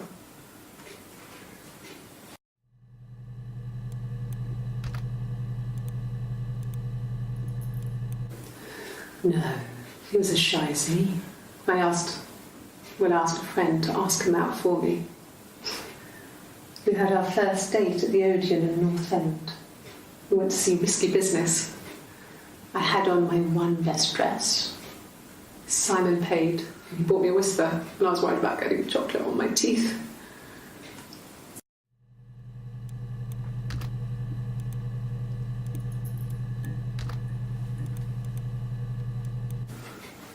I guess you could call it that, but we were both happy to get married. It was a beautiful wedding. We had our first dance to Come Back and Stay. I'm not sure if that's a good wedding song, but I loved it. I chose it. I mean, it was genuinely our first dance. We'd never danced together before. It was probably awful to watch, but I enjoyed it. It felt like it was just me and Simon for that moment. Just the two of us.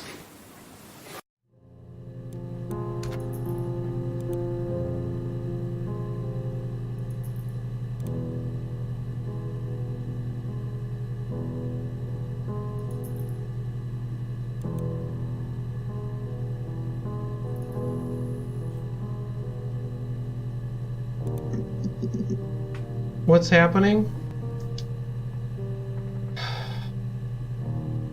So, you have a bunch of archive footage, and you're trying to piece together a story. You use the search terms to look up things that she's talking about, and then you have to figure it out. Well, the thing is, Arrogance came up with a way around that. Because you have like 271 videos that you can watch. And Arrogance came up with just looking up blank and then replacing it with something else. So, as you can see, I've watched the first 2 rows of interviews. The green ones are the ones I watched, the red ones are the ones I didn't watch.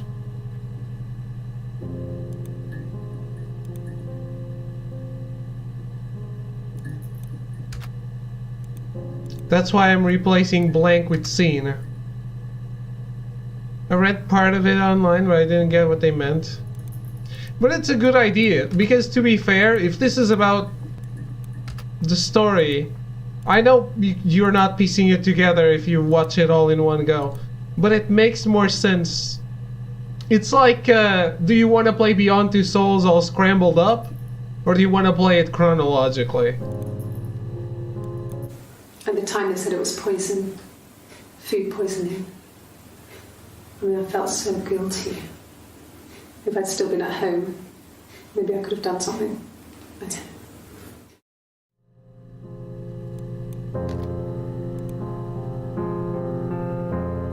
Because a lot of things you kind of miss the context for it. If you just look up a random word and then she says that random word when talking about something else. I mean, I don't know. Something must have happened to him on his way home. He could be hurt. I mean, why hasn't he phoned? I don't know. Oh no. But we're trying to understand what happened to Simon. No. I mean, everyone loves Simon. He was so nice to everyone. He loves me.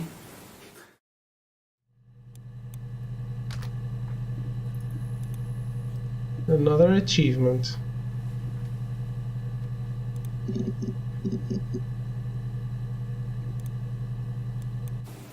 Fine. I've never had my fingerprints taken before. I once found my hand on the oven.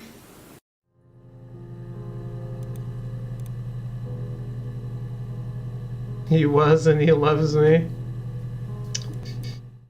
Okay. I've given blood before. Do you need to take that for your records? Like he's dead and still alive. Because she knows she killed him. At least according to the sister.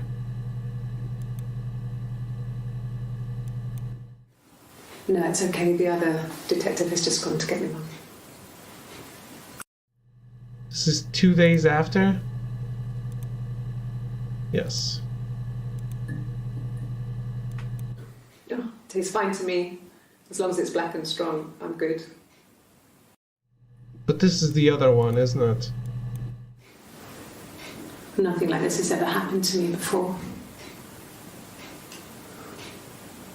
The blood. It's probably the worst thing that's ever happened to me.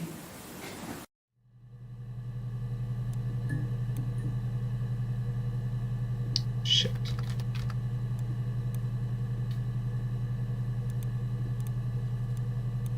Have you played this, Cement?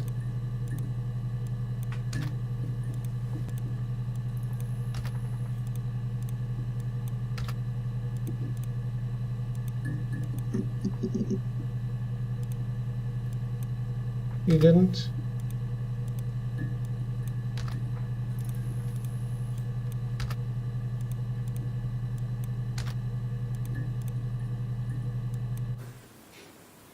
No. The whole thing was wrong. The bags, I think they were from our kitchen. You can probably check that. We never go into the cellar. It's just a place we put things we don't need. Dad used to grow mushrooms there. The bags were taped up. I think it was parcel tape, but I think it was ours. Saw some streamers playing it, never got curious enough about this game. I got curious due to all the awards that it got. But because it was on PC, I never really I never even thought about playing it until now.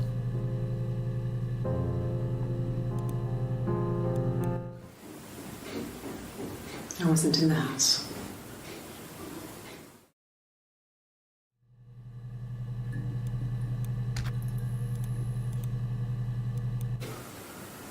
I wasn't in the house all of Friday night. After the argument, after Simon left, I left too. I was upset and I wanted to get away. So I took the car.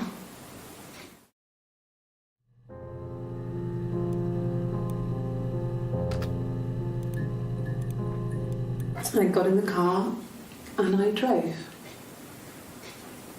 I just kept driving north. Just kept going, just wanted to get as far away as I could. When I finally stopped, I was all the way up in Glasgow. I was so tired. I just had to sleep.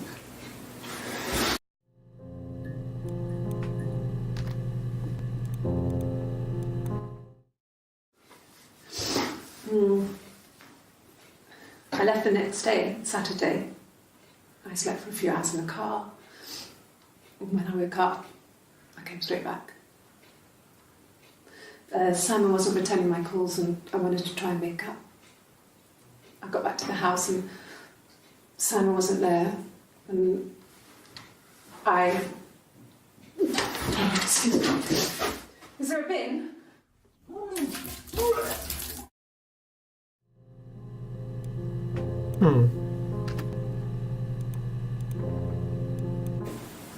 Yes, I'm fine.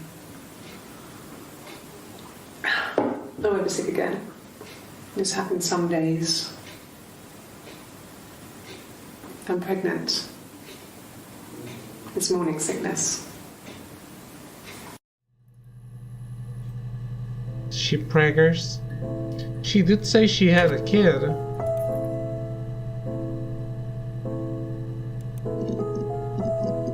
That was probably important.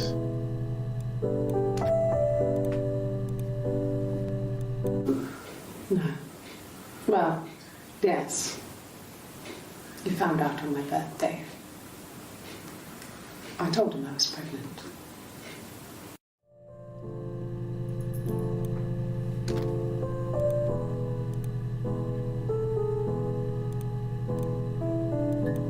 It was late, early Saturday morning. Yeah, I pulled over and slept in the car. This was just by the side of the road. I was exhausted.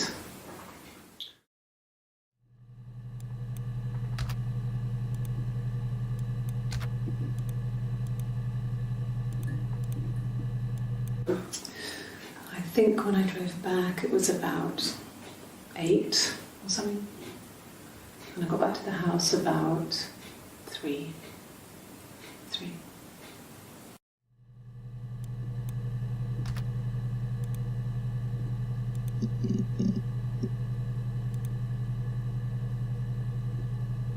All right.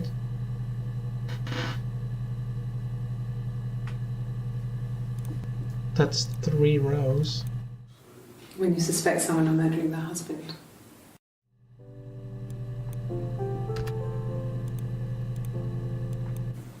Okay. So you want to eliminate me as a suspect?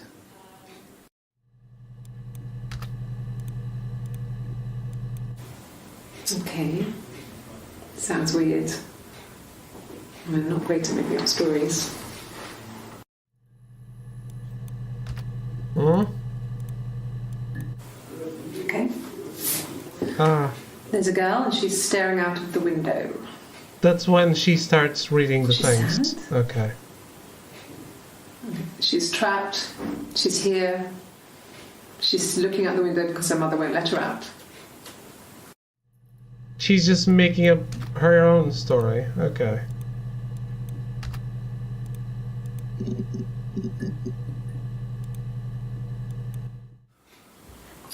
Sorry. The picture, the way it's drawn, just reminded me of the books we used to read as children. I read those fairy tales over and over, and they were so real to me. Rapunzel was my favourite. My brain is just full of it. How many of these in colour?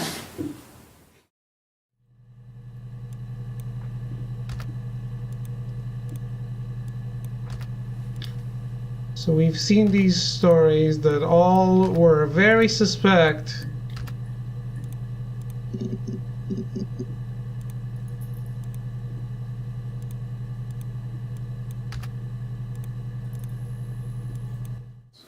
Did I pass? Sorry, I messed it up with all that Rapunzel stuff. Do you need me to do that card again?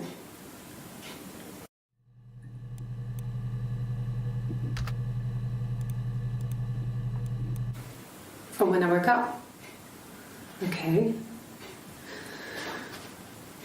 I woke up. Simon was already up and he made me birthday breakfast of Eggs Benedict. We both had to go to work, so we saved presents till later.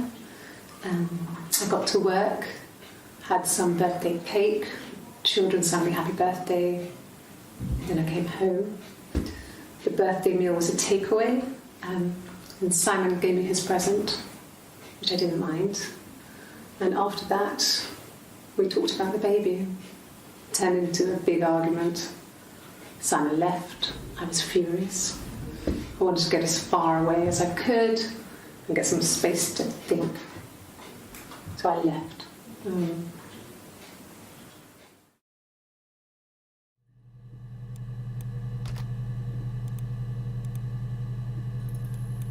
Yes.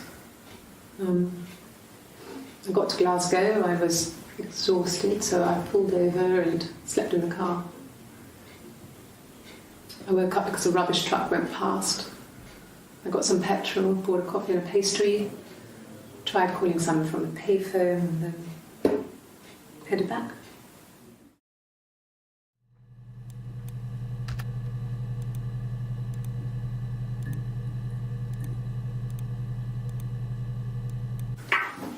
Let me see. Yes. I drove in here because I remember, well, I went over the river. And then there was a church there. Yeah. And I probably parked. Well, I remember seeing a street sign called Princess Street. Yeah, there it is. Yeah, so I'm pretty sure it must be this one. There.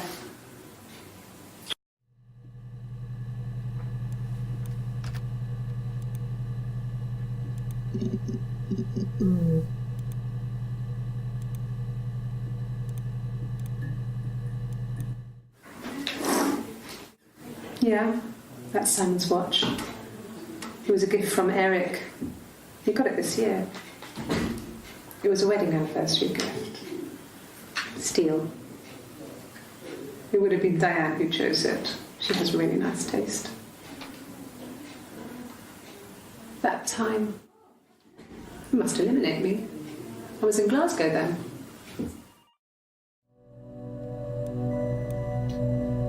But who saw you there? I didn't. I slept in the car.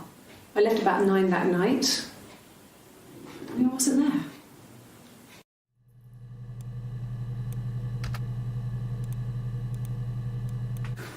No, I don't think so. Glasgow was deserted that early in the morning.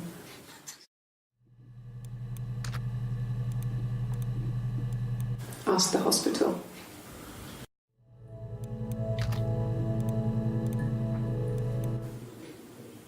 When I arrived in Glasgow, I was exhausted. The streets were empty. I was driving badly. And I hit a taxi. Not a big crash, just paintwork. The guy was so pissed off because I didn't have a driving license on me. But when I told him I was pregnant, he made sure I got to the hospital so they could check me out. It was fine. The hospital must have details when I was looked at. There's a scratch on the car. Okay. That's an alibi.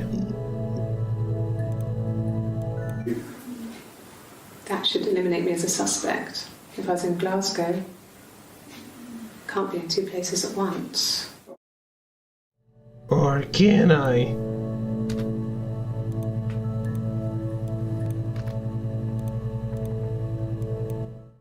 No. Everyone loved Simon. He's a glazier who doesn't have much money. I don't know. What's a glazier? I don't know.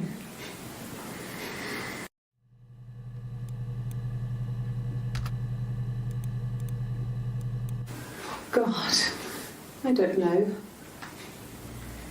Could be anyone. Maybe someone followed him back from the pub. But why would he let them in? Doesn't make sense.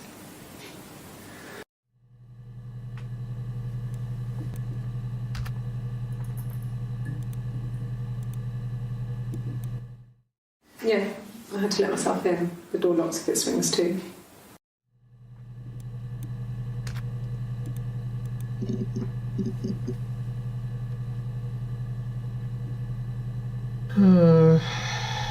Glazier. A skilled tradesman responsible for cutting, installing, and removing glass.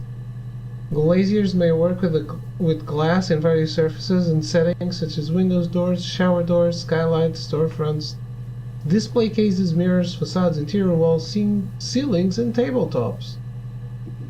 Thank you. Thank you, Wikipedia.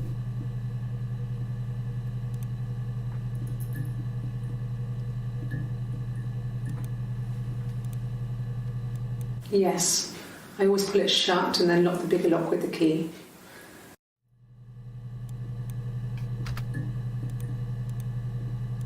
No, I don't think it was. I turned the key, but it was already unlocked.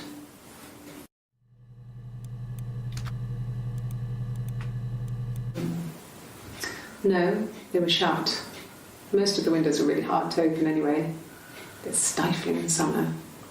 They were painted over by my dad. Could have left a door open accidentally. Or there's a cat flap in the back door.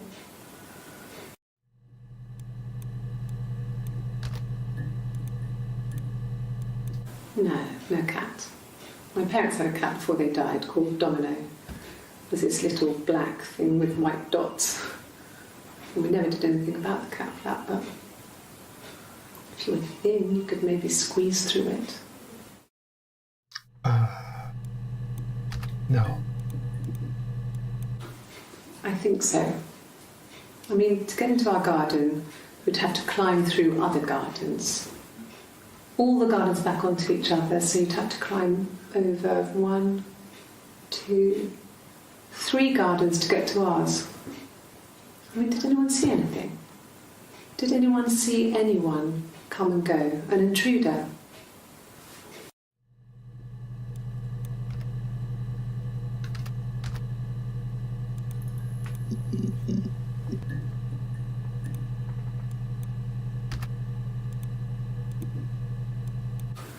When will the police let me back in the house? They let me take a bag of clothes with me, but...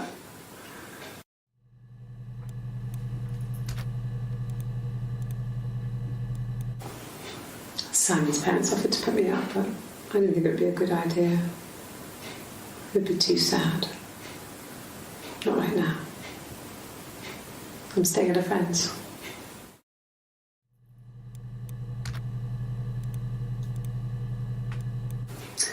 A cup of tea would be good, thanks. Just 1 sugar.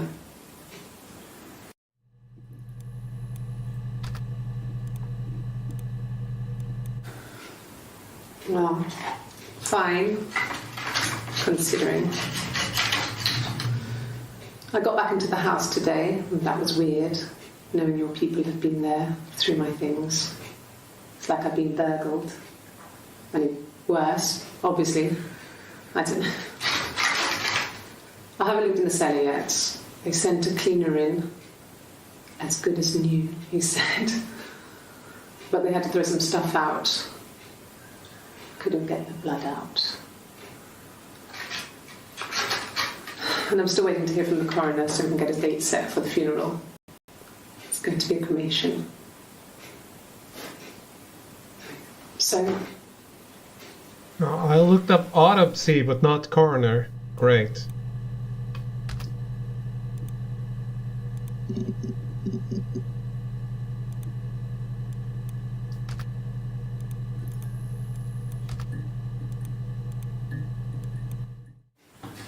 Fingerprints.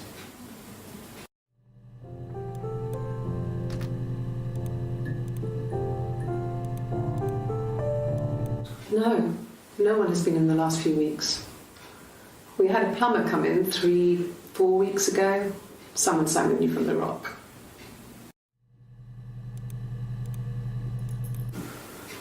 In the bedroom.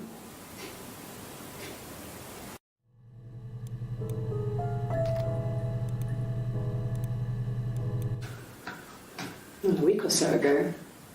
It would have been the Saturday before my birthday. You know, I get like that on the weekends, have a lie-in, then want to get up and blitz the house.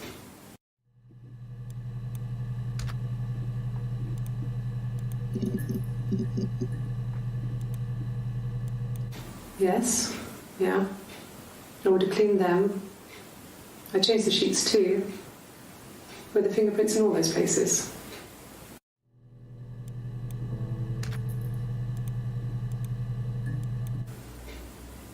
Could they have been my parents' fingerprints? I'm not sure how long they last for, but is that possible? We're getting to the sister. That can't be right. In the bedroom. That's why there's a conversation about an affair. I sleep on the right side of the bed as you come in from the door. You can tell because I have 2 pillows and he just has 1.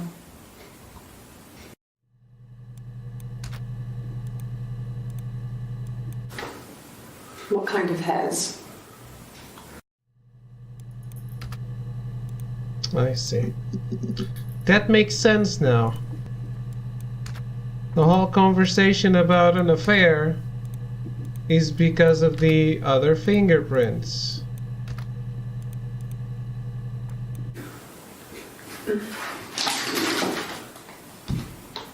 Yes, this is it. He made it himself. It's a special one-off. He made it and decorated it. That's his thing. Where did you find it?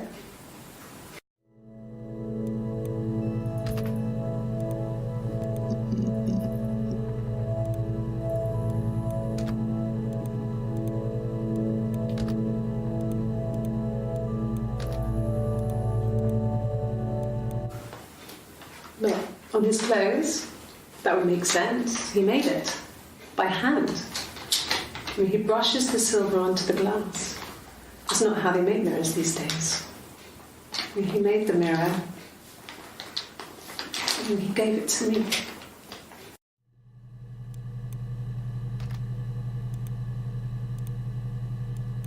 No. Simon wasn't seeing another woman.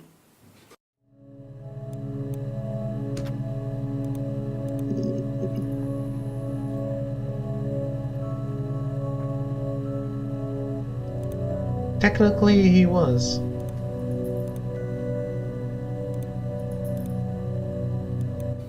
Good. Happy. I mean, ups and downs like any couple, I guess, but we've been married for over 10 years.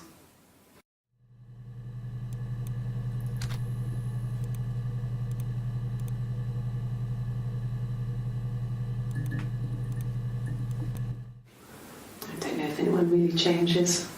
You just become more yourself. Simon was my prince, and that hasn't changed.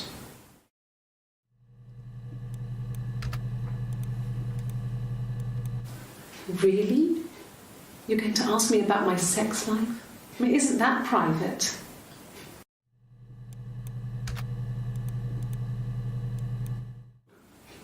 Are you married? How is your sex life?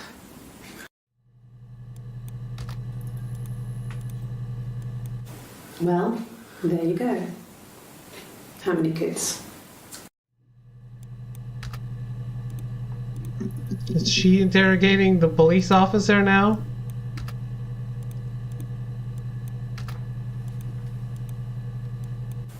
So, our sex life is probably fairly average for a couple after 10 years of marriage.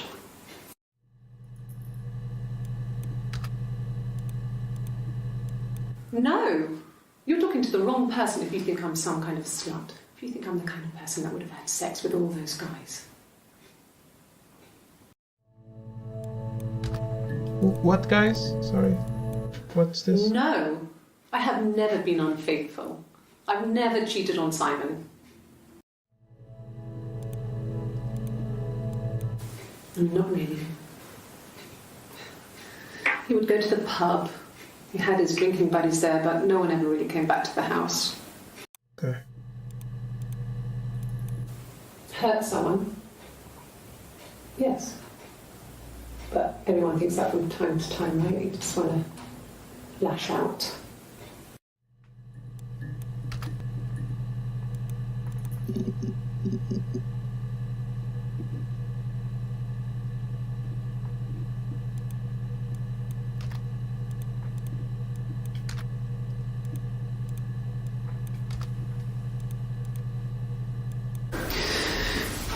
Maybe a fresh cup of tea?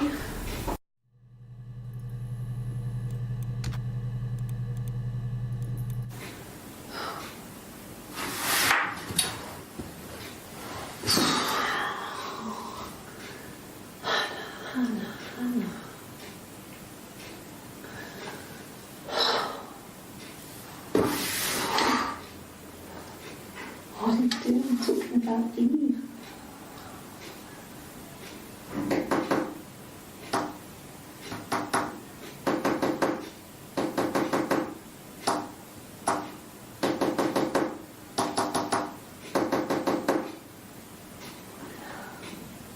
Is that supposed to mean something?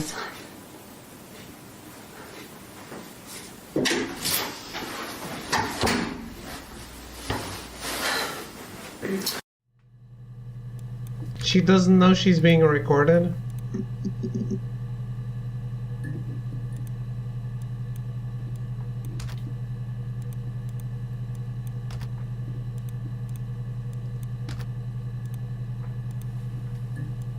Just the one sugar. Thanks.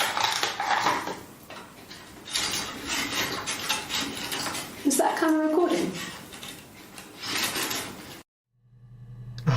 Oh, now you think about it. 1984 was an awful year. They said it was food poisoning. There was something in the food they ate. My dad liked to pick mushrooms, grow them too. They said it was the mushrooms. It was hard to believe. Death caps. They have a skirt around the cap. My dad taught me that. But, I mean, the police had no reason to think it was suspicious. They lived alone.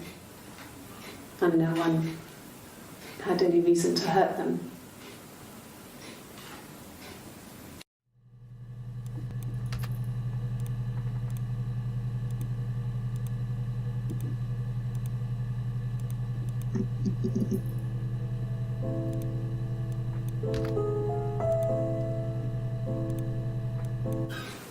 I would have been a good mother. I was young, but I would have been a good mother. She was a girl, by the way, the baby. We were going to call her Sarah. Simon wanted to call her Ava after his nana, but I didn't want her to have a symmetrical name.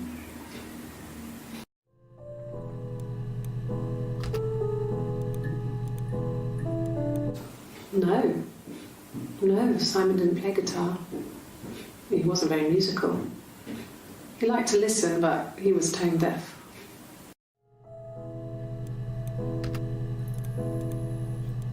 Yes.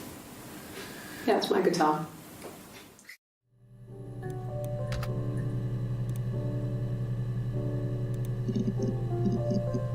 Okay.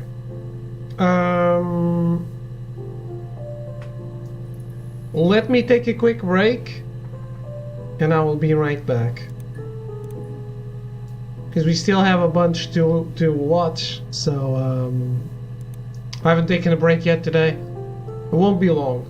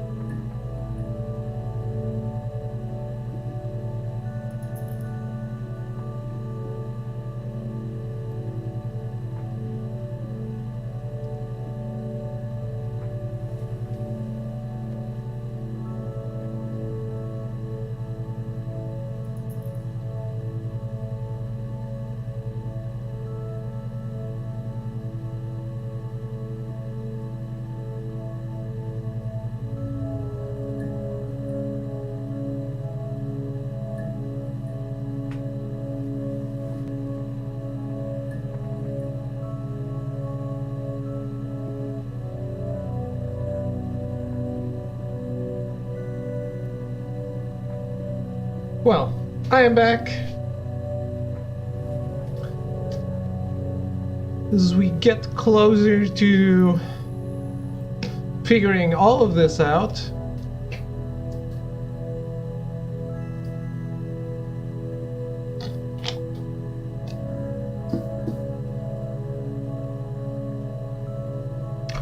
welcome back. Thank you, thank you.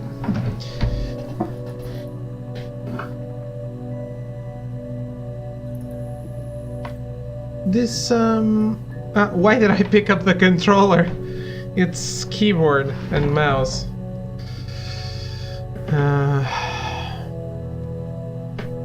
You know, even... So I mechanically, I have this game figured out. Because, well, there's no mechanics to figure out, really. It really is a weird kind of game, isn't it? I guess it could almost be... In the way that we're doing it right now, it's almost like you're watching a movie. And just understanding it as it goes along. I get that searching for keywords, for terms, makes it be more of a video game. But it's really a struggle for it to be a game. To be called a game. Black no sugar. Thanks.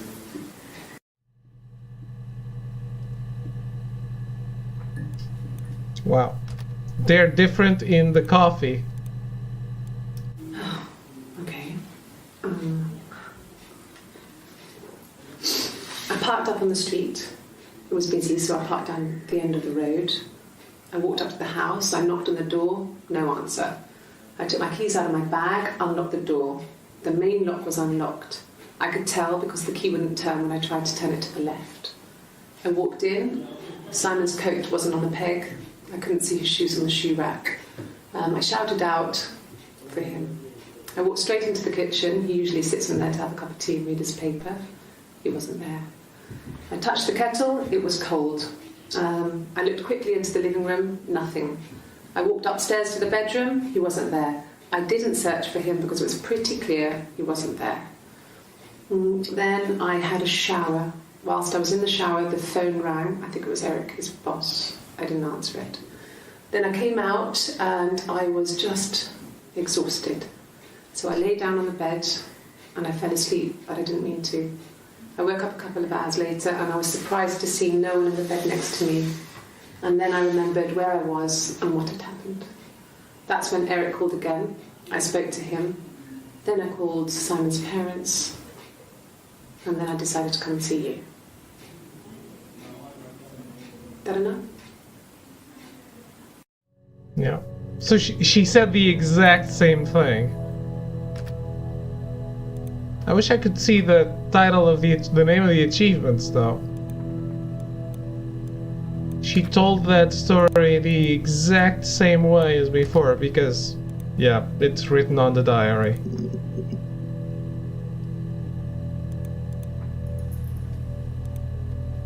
She was just quoting the diary. Oh, my tattoo. I got it to express my individuality. It's an apple and a snake.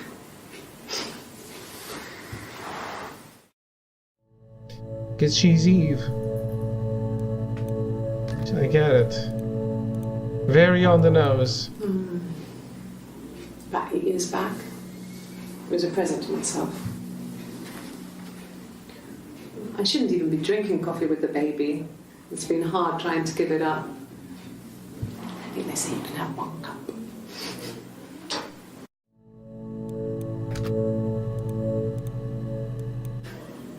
Do you have children?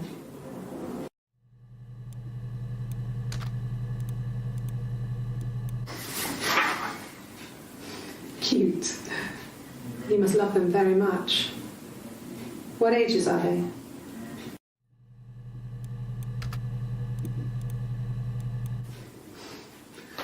Must think it's very cool that their dad is a police detective.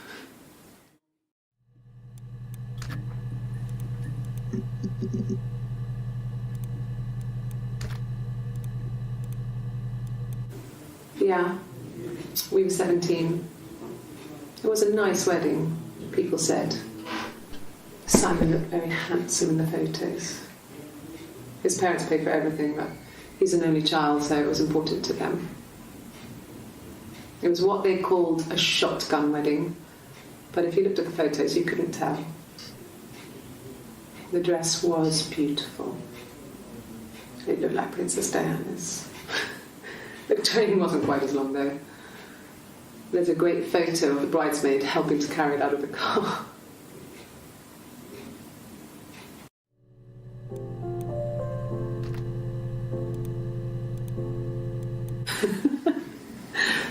Was he my first? No need to be so coy. No, he wasn't my first. That would have been Carl. He was a local boy in a band. He was a bit of a shit. But he was sexy. We were 15.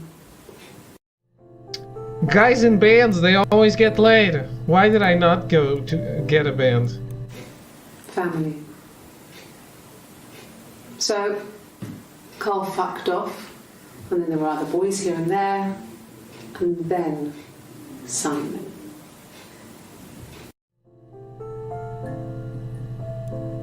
I should have learned the guitar.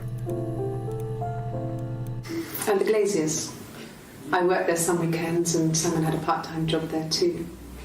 That was Eric's generosity. He was always good at helping out other people's children. Simon was quiet, more thoughtful than the other boys. Even then, he had a sense of craftsmanship. Wasn't always rushing stuff. Boys that age are just running around like headless chickens most of the time. Yeah. Plus, he had that look. He looked like a fairy tale prince from one of my books.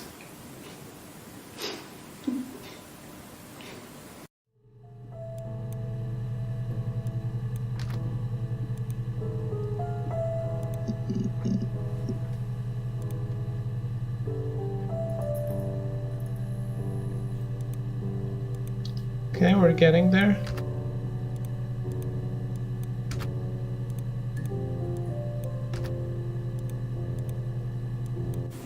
I wouldn't say that. It could be passionate. It's just, it was more than that. It wasn't just sex like I had been with the other boys.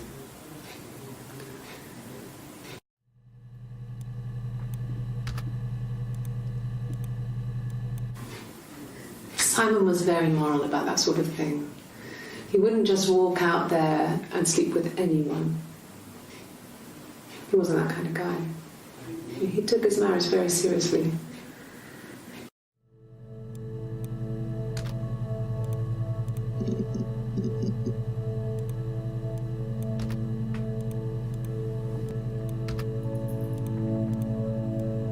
Good to know.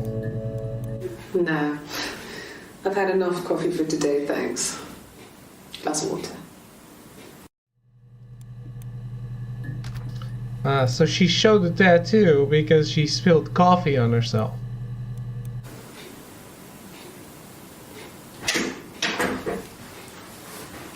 Is that camera recording? It is recording. Don't be stupid.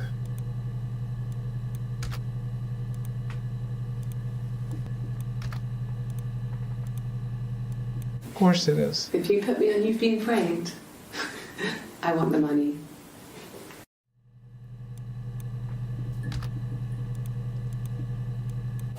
Well, I don't know. I probably had to pop out and get something. That's why I was speeding. And that wouldn't have been noted on my timesheet. But I really can't remember back to February.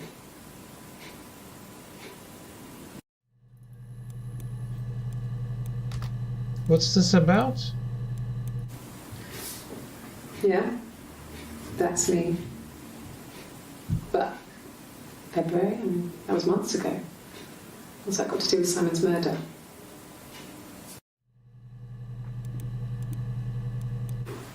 Well, I remember the ticket, of course.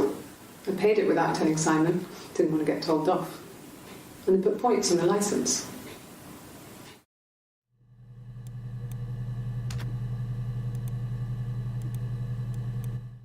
Like I said, I think I was popping out to get something, ran out of something, had to grab something.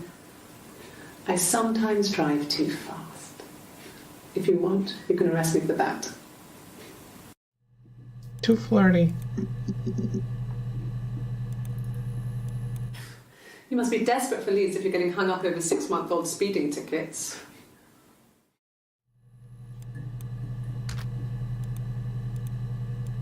There was a conference, something to do with double glazing, in Oxford.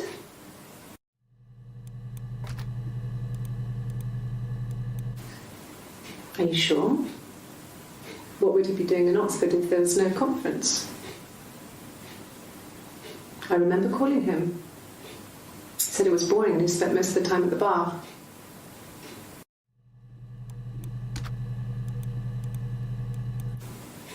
And the hotel said he was there?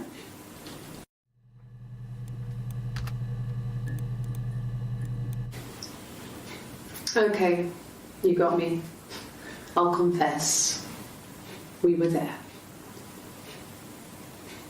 It was a dirty weekend. Simon was going to expense it, pretend it was a business trip. I used a made-up name. We stayed at the hotel, had room service, didn't leave the room.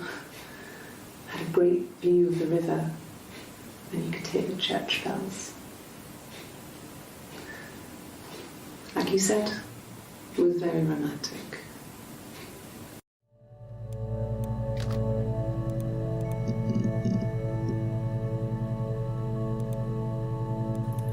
It was supposed to be a secret. Just because Simon is dead doesn't mean I have to give up all his secrets. It doesn't have anything to do with what happened to Simon. No one murdered my husband because he cheated his expenses for a romantic weekend in Oxford. Okay. You want me to play something? I'm not the world's greatest guitar player. Okay? Probably needs tuning. No. It's okay. Okay. You've seen that. Simon and Eric arguing? No, I can't imagine they'd be arguing. And they get on so well. Unless it was something to do with work. Maybe Simon was being too much of a perfectionist. But I don't know. You should ask Diane.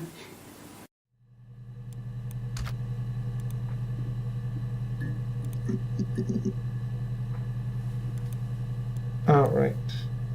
Did not get rid of this one.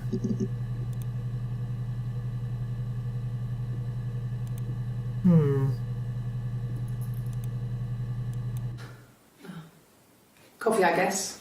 Milk and sugar. Wow, they... the one thing they never talk about is how they drink their coffee. This is the 3rd day running you've called me in. I speak to Doug and Eleanor every day.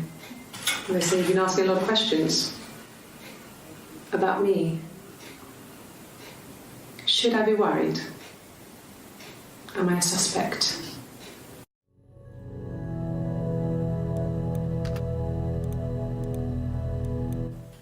I don't see how it's hard. We've established I was in Glasgow when he was killed. You've spoken with the hospital.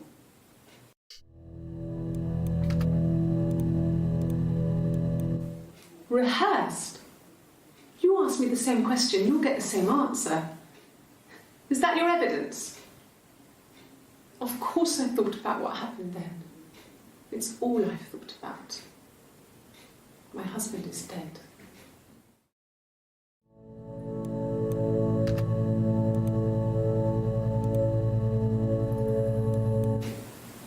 Twins? Really? Are you really asking me that question? Well, I see. Are you out of your mind? Twins?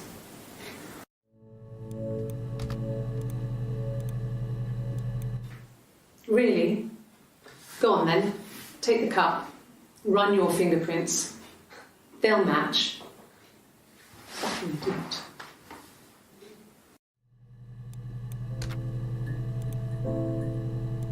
For fuck's sake.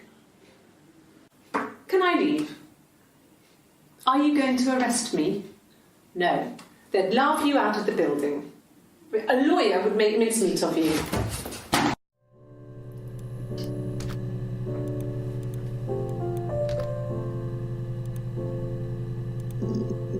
Okay. This is a nicer room. Is this where you take people when it's time to arrest them?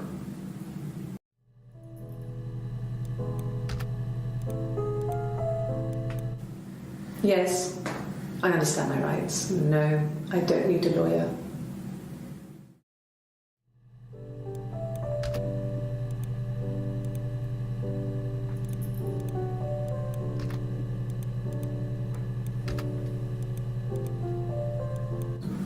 Yes, I'll take a lie detector test.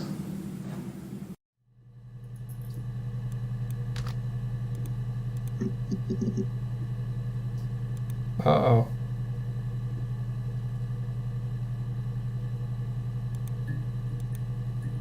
I've never taken a lie detector test before. Does it really work?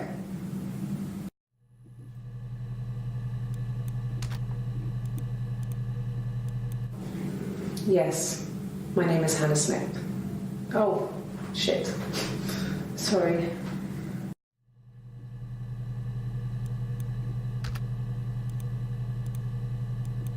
Sorry. Yeah, I get it. Yes.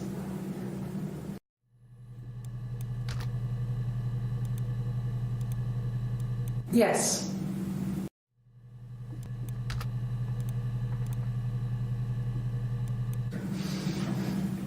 Yes.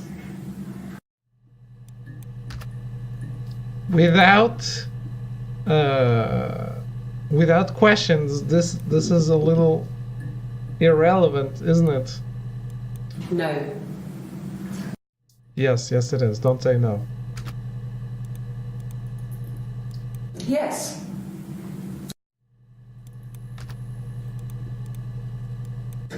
Yes.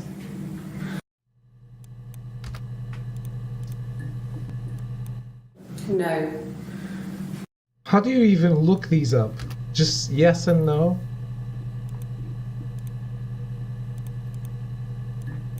No.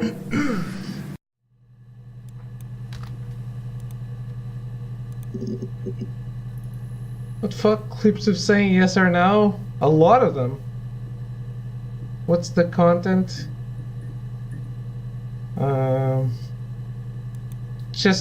It just tells you how many questions she was asked, I guess. No.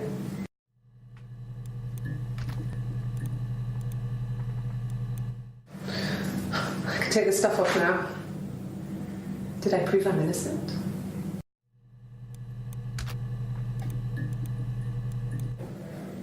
My name. That was the only question I failed. Your lie detector works.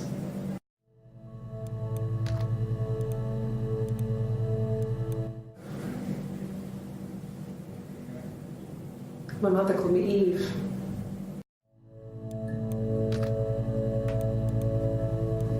Well, she wasn't my real mother, but she raised me. Do you want to hear the story? It's a real life fairy tale. Okay, we've heard it.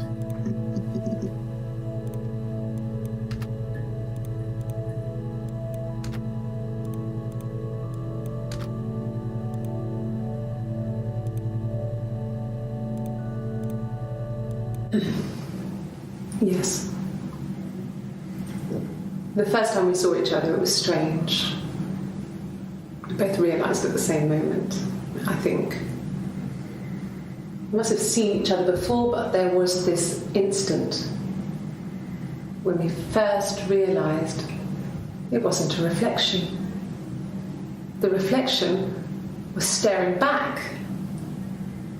I think I was 5. It was my birthday. My reflection was wearing a party hat and waving. I knew what party hats were from books. And it suddenly occurred to me, today must be my birthday. I waved back and we just spent ages waving at each other and copying each other's movements.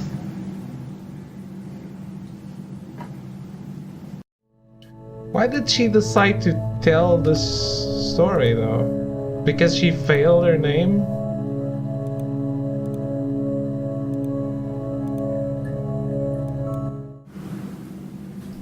Mother wanted me to grow my hair long, but I kept cutting it myself. I wanted to look like my reflection. She always had short hair when she was little.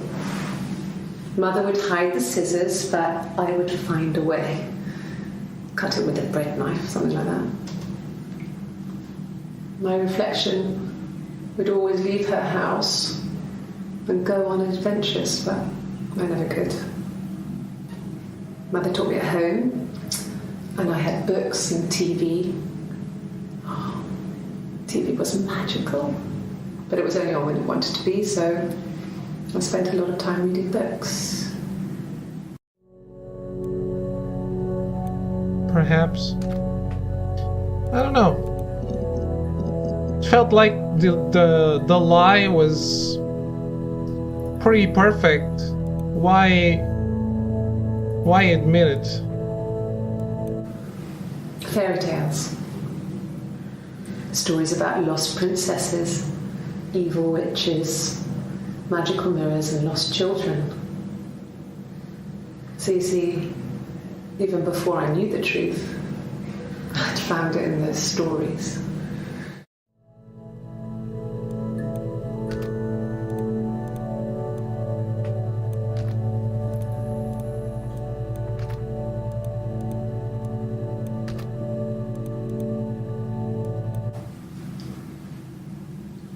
I wanted to see my reflection. I thought that if I touched her, something would happen. We would become one. One girl. The fairy tale was over, the witch was dead, and I'd be restored to my rightful place.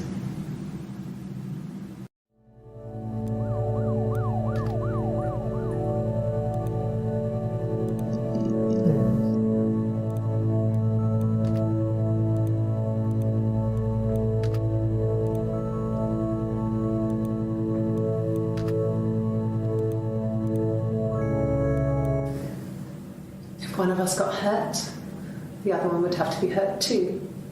A grazed knee, a bruise. When I lost my tooth first, we had to pull our harness to match. Once, I slept with a boy who was seeing another girl. The girlfriend came up to Hannah the next day and punched her in the face, gave her a huge black eye. That night, she had to do the same to me. And she almost went too far. I couldn't see out of that eye for days. She snuck a frozen piece up for me from the kitchen. So much of our bodies was synchronised anyway. We started our period on the same day. All our childhood diseases, stomach bugs, nits.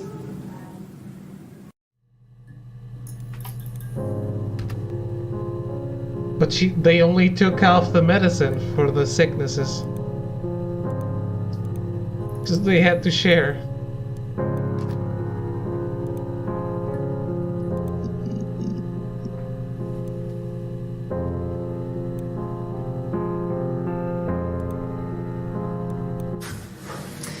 When we weren't together, we'd send secret messages by tapping out a code that we'd learned from a book, the knock code. Something prisoners of war would use. We'd tap them out on radiator pipes or the attic floor. The thing she was doing.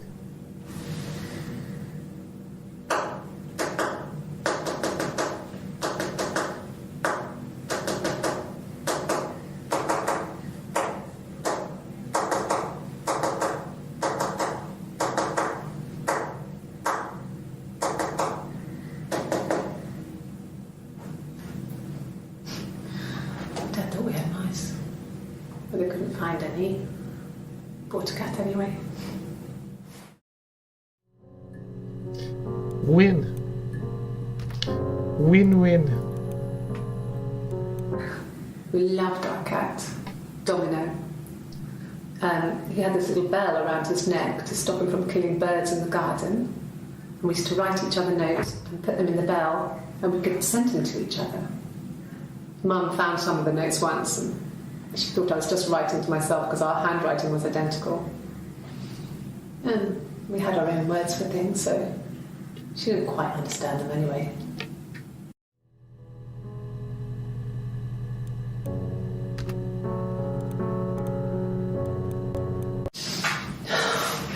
We were obsessed with fairy tales. Not just the pretty ones, but the traditional ones. They were dark and real, bizarre and violent. Felt like life. We had this huge old book that I think Mum must have bought from a library sale. The illustrations had thin tracing paper over them to protect them. They were in colour, shiny plates. At the front of the book was an index of illustrations. We read that more than the actual stories. We'd read aloud the captions and flip between the pictures. There was something intimate about peeling back the tracing paper, undressing the pictures. Rapunzel's hair is cut. The eagle plucks out his heart. The princess pricks her finger.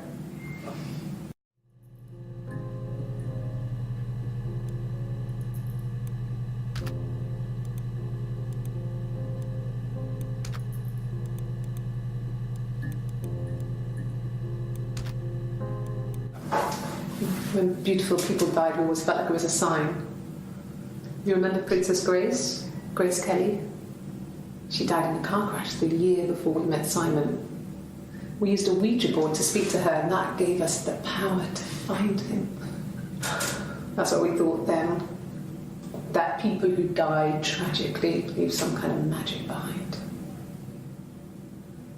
We used to share dreams. We used to wake up and write them down in our diaries immediately and compare them. Crazy. Very crazy.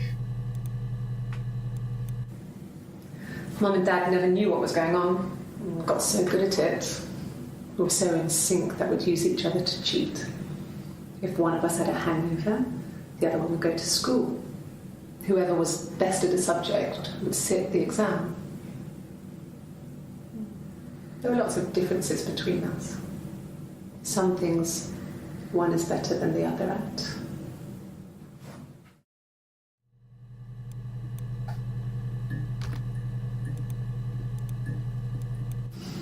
Differences? She's a better driver than me. She passed the test for us. I tried to take it and nearly crashed the car. Learned that you can't rely on confidence to get you through everything. She is the shy one. She was especially shy around boys. If Hannah liked a boy, I would have to pursue him. It was that way with Carl. Hannah met him first. She had such a crush. I let him take my virginity after a night that his band had played at. It got difficult. When I was with Carl, we would have sex, but Hannah couldn't let him see she was a virgin. She had lots of excuses. After a while, we decided that I should take Hannah's virginity. It's not that different to a bruise, pulling a tooth, a graze. We used a hairbrush. What? After that, we took it in turns, though I was always the one who seduced the boys. Until Simon. Loot.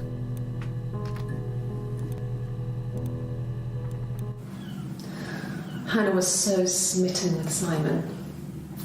She started getting jealous, didn't want to share. Even the first date, we went to see Tom Cruise at the Old Odeon. We both went, kept changing places in the toilet. We only had one best dress, so we had to keep swapping clothes. Must have thought we had terrible bladder problems. The next date, it was my turn. At the end, I let him kiss me. But that was it. We didn't want another card on our hands, and the Ouija board had said to hold back. After that, it was Hannah's turn, and she slept with him. Broke the rules. Deliberately broke the rules. She wanted to be the first to sleep with him. I mean, that's when she got pregnant. From that one time.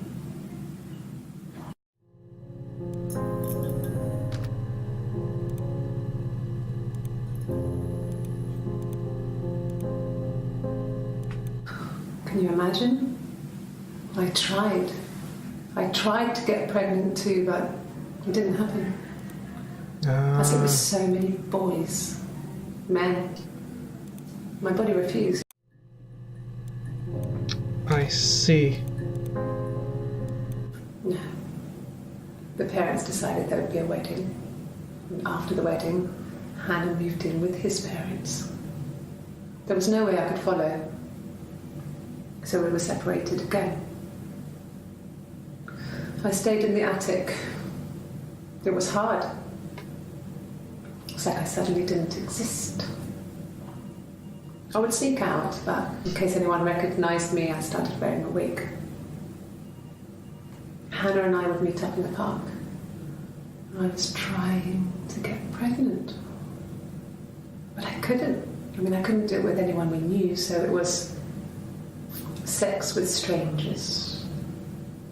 Drunk guys I'd met in clubs, in parks and alleyways. Okay. I remember that.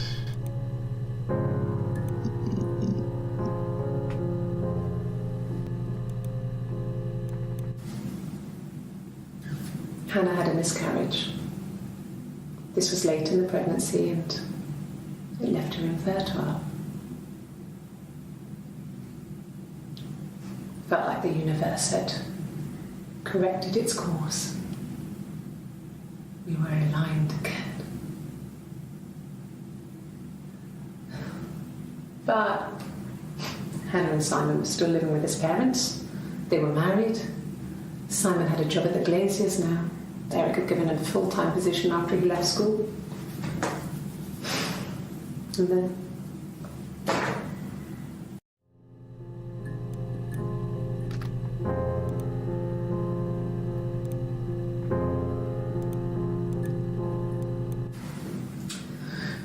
I was living in the attic. It was a very hard time. I was depressed, was still pretty sick of the STD. And I came down one morning and they were dead. They were in bed and both had been sick. They'd thrown up a lot.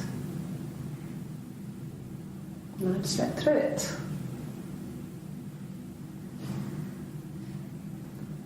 The police said it was the mushrooms they ate.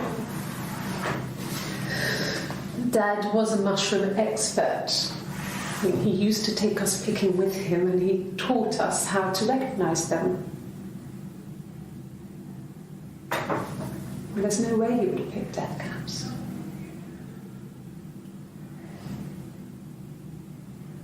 But the police believe that's what happened. They never even looked in the attic.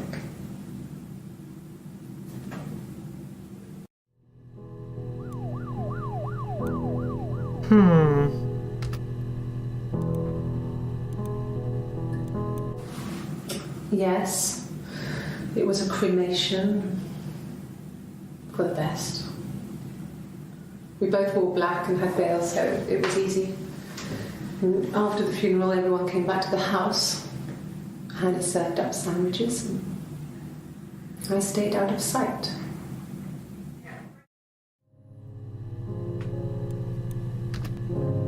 It's weird that she's telling the parents' story like that. Because you want to think it was her, but why would she tell that he would never fall for that? I don't get The it. legal stuff was completed very quickly. Hannah moved back in with Simon. Eric gave Simon the week off to help with the move. He decorated, modernised wallpaper curtains. Hannah insists the attic be left as it was, dollhouse and all. Simon never went up there.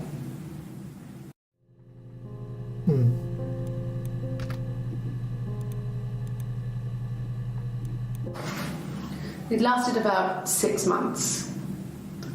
I tried to carry on, but everything was different.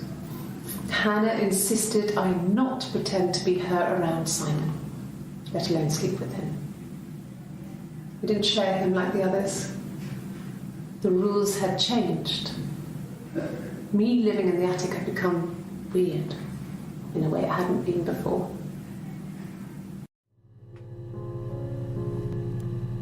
Okay, so she did stop existing. In a way. So I moved out. Got a small bed set. Got my tattoo to mark the occasion. I was singing in a bar in the evenings, so I had some money, enough money to cover my rent. And I've been doing something similar ever since. I haven't put down any roots. I don't exist. Maybe because he taught her too mushroom differences, and she perhaps knew one type that he didn't know, was poisoned or not. No, what I mean is, why would she call attention to the fact that he knew? It's like, if she had poisoned him, why make it a point to say, no, he would never pick the wrong mushroom?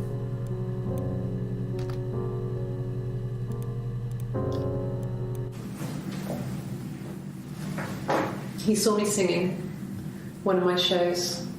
Pure chance. Not sure I remember what he was even doing there. Afterwards, I had a drink at the bar and he came over and we got talking. I knew who he was. Obviously I knew who he was. But he didn't know who I was. He was fascinated by the likeness. He guessed my name from my tattoo. Told me it was a palindrome, like that would impress me. I enjoyed talking to him. It was amazing to be able to sit and interact and talk to him after all this time. He didn't tell me he was married. I'm not sure what he was thinking. He later told me it was like he was dreaming. A waking dream.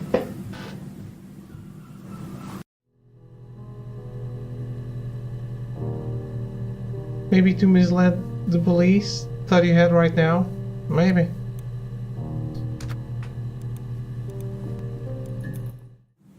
No. No, he wasn't wearing his wedding ring. Just a master manipulator. Nothing else happened that night. We talked, then I said goodbye. Then next week I was singing in the bar again and there he was. And again the next week, he offered to buy me a meal. I told him I had already eaten, and so we got chips and ate them on the beach instead.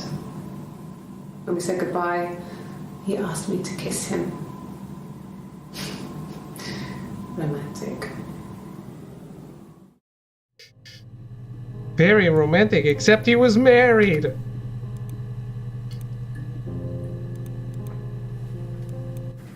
Yes.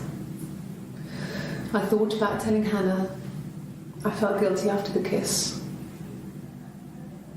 But then it began to feel like this was the way it should be. Sharing, like we had before. He never mentioned her to me. There was the Simon with me and the Simon with her. It was almost like it was a different Simon.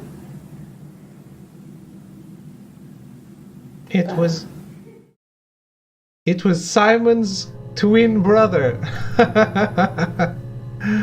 Of course. Figured it out. Yeah. Now I'm gonna watch all of these again. Just to not ruin the sequence. After the kiss, the next time, he took me back to the house, to our parents' house, to their house. So, it was definitely him.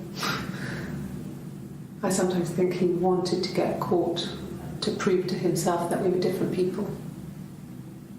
He told me about his marriage, told me how his wife was completely different to me. I almost burst out laughing.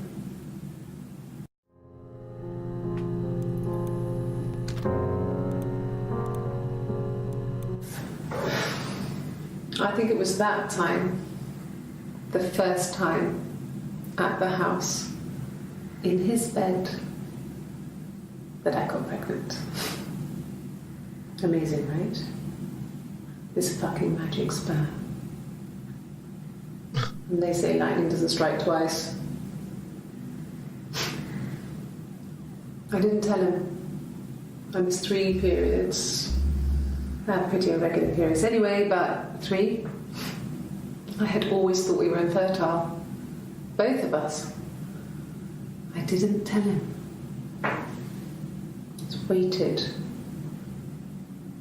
Hannah and I were meeting for our birthday, and I told her because I thought she would be happy for us both. I think she was.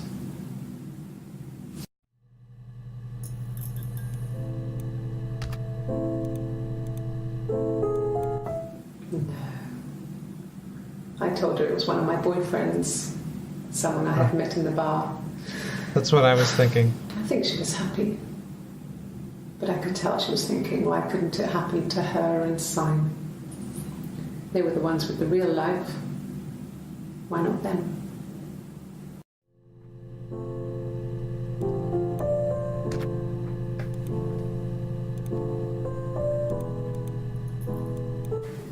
Then she told me she wanted to help more.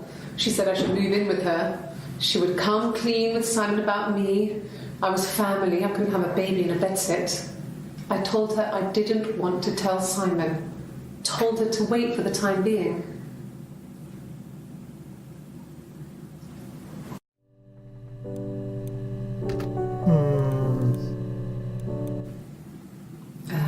I When see. she went home, Simon had a birthday tea waiting. Afterwards, she told Simon about me, told him I was pregnant. She wanted me to move in with them, this sister he didn't know she had. She knew that instant. The look on his face. She knew. Really? The look on his face said, I'm the father, instead of, holy shit, you have a twin sister you never told me about? Are these faces that different?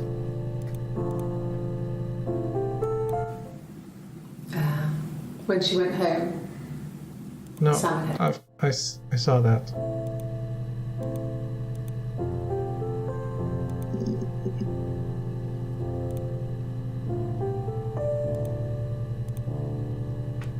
She sent him out the house, kicked him out. called me up, crying, and I went round.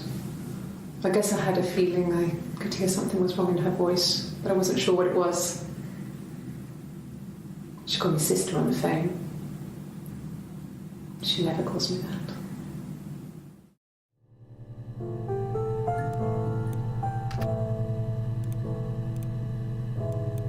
This was about 9. I went round and she was waiting for me. She was furious and so angry, the kind of anger you can only have towards yourself.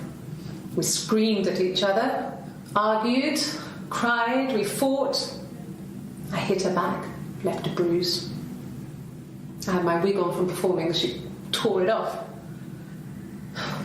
Eventually we grew tired of fighting and I left.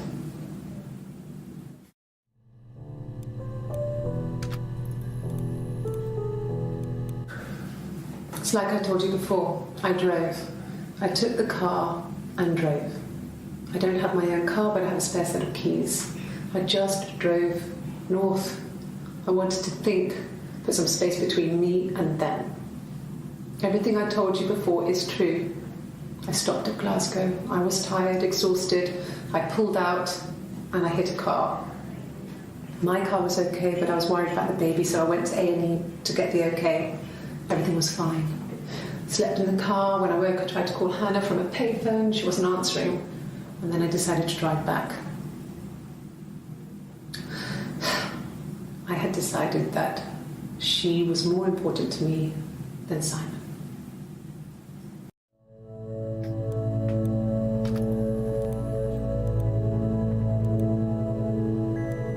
Like I said before, it was 3, something like that. I walked in, saw Simon. He was on the floor of the living room. His throat had been cut. There was a lot of blood.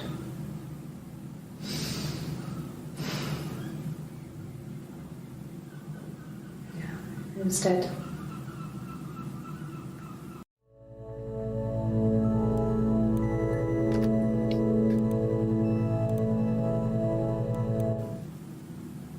She was sat behind him. She had my wig on. And she'd been there all day.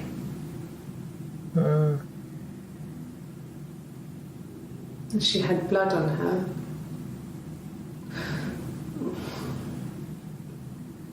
And she was in shock.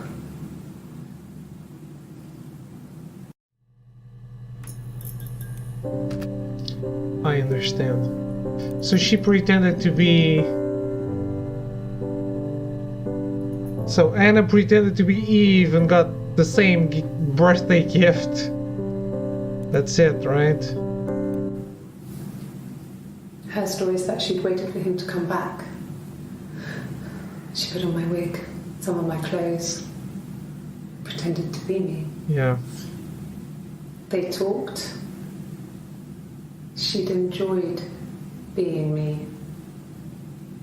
He said he wanted to be with me. Oof. Then he took out a present. Another mirror. Just like the one he'd given her earlier. That unique present.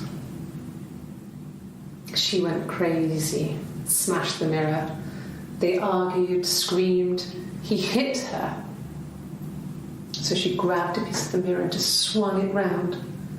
She cut his throat clean open. She'd only meant to scare him off. Okay.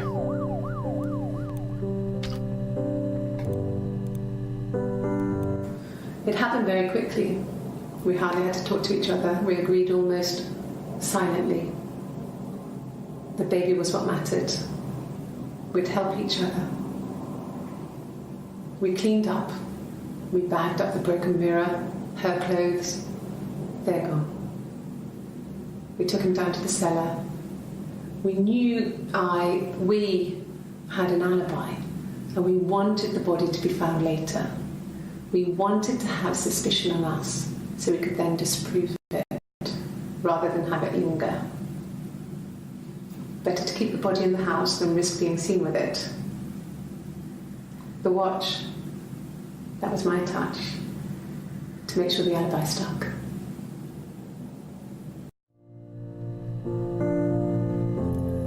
Okay.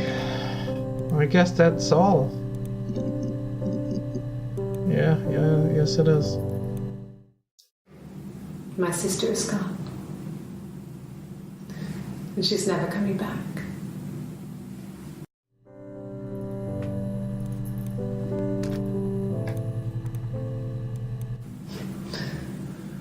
Can you arrest someone who doesn't exist?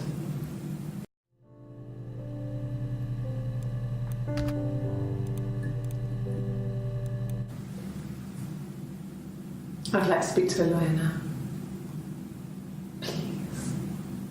You have no murder weapon. You have nothing. And all these stories we've been telling each other. Just that. Stories. Okay. Well, that's all. What really happened though? But how do you really feel? Now tell us how you really feel. With the logic section.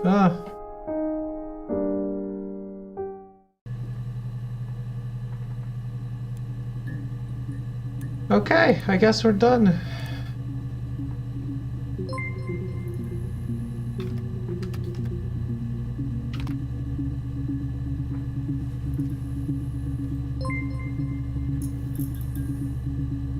Why your mother did what she did?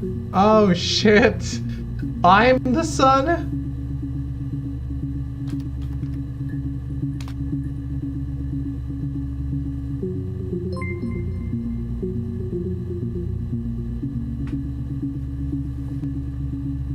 God damn it.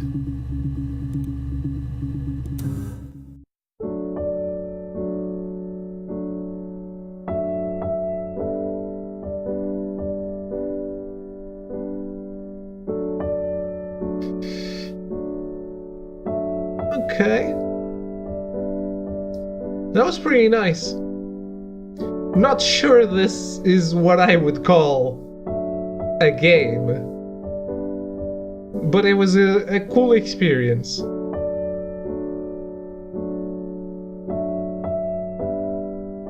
Doesn't really matter if it's a game or not. It was nice.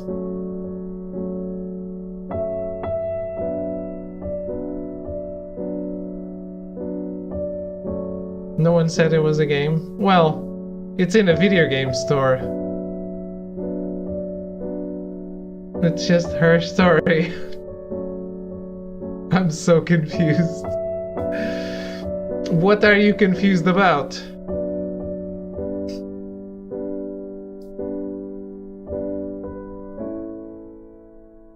It's way easier to understand everything if you just go through chronologically. Like we were doing.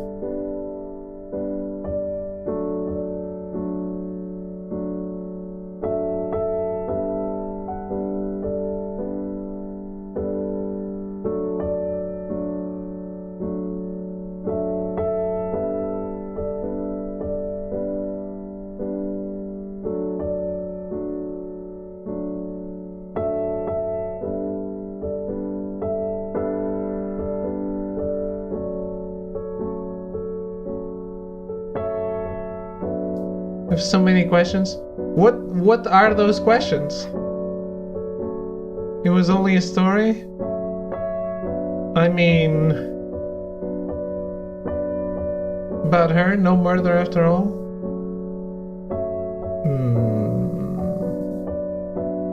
I wouldn't say that. I think she said that, meaning that there was no proof. So she told the truth.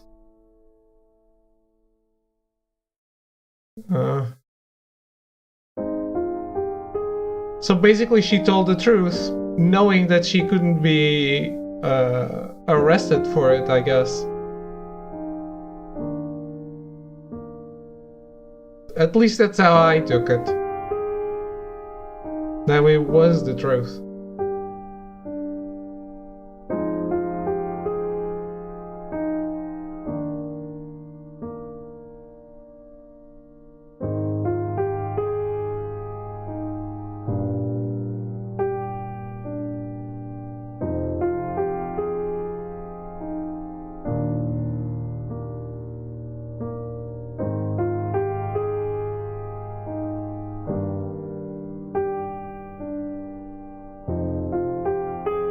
Holy crap.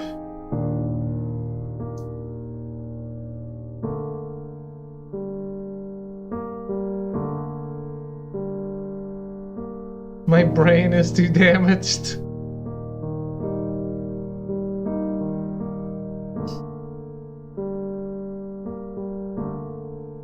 I mean, I think that's what makes the most sense to me, so...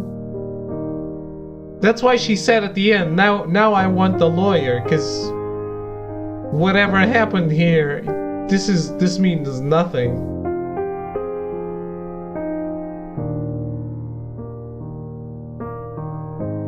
It's what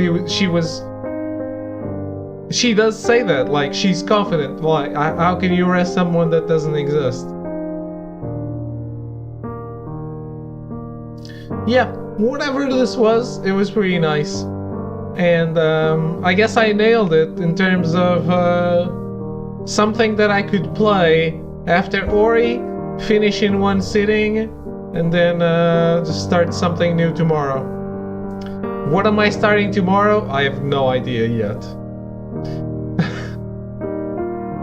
Actually, I've been wrestling with going back to Silent Hill 2 to get another trophy that I didn't get, so that might actually happen.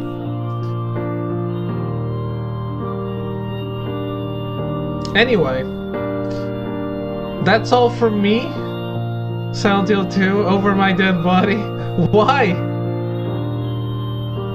Why? What's the problem?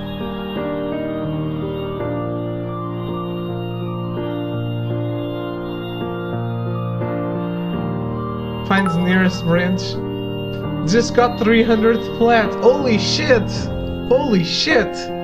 Congratulations, Throw. I should be giving you bits. And thank you for the bits. How does it feel? Which one was it?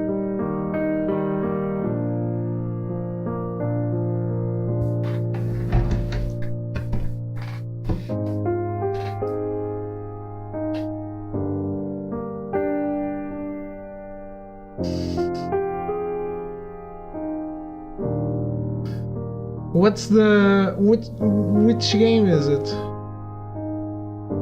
Scribblenauts wasn't planned, just landed on that. Got 2 plats today, actually. For both Scribblenauts. Unleashed or Unlimited or Unmasked?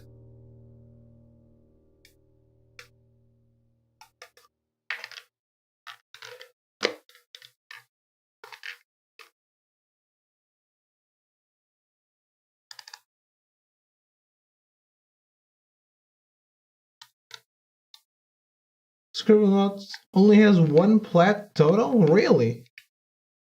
Well, that sucks. Thought it was 2 games. Castlevania Requiem also only has 1 trophy list, right?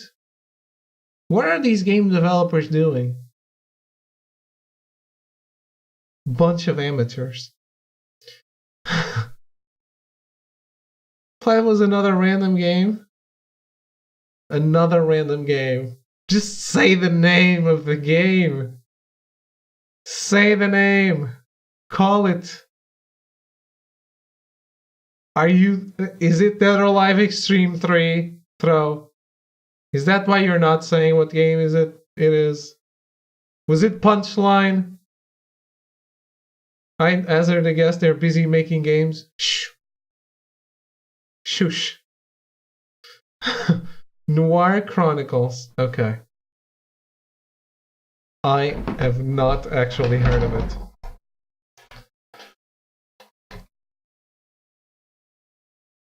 But I will now. The Quiet Man has DLC.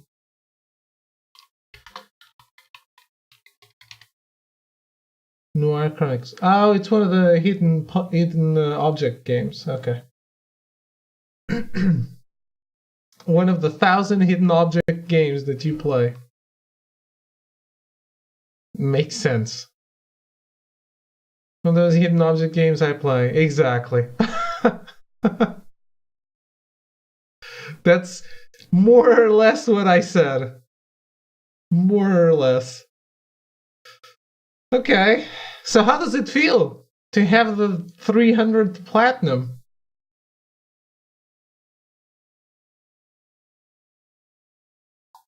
They release one like every other month and I always get it.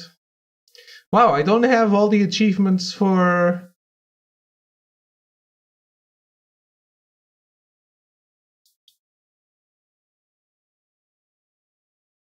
What? I can't show Steam? Really?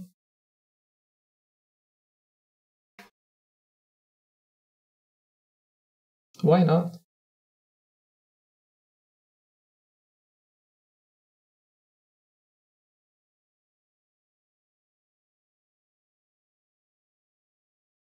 Okay.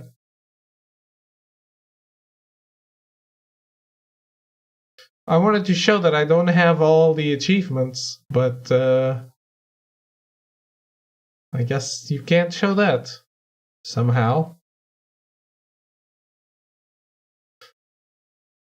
Well, anyway.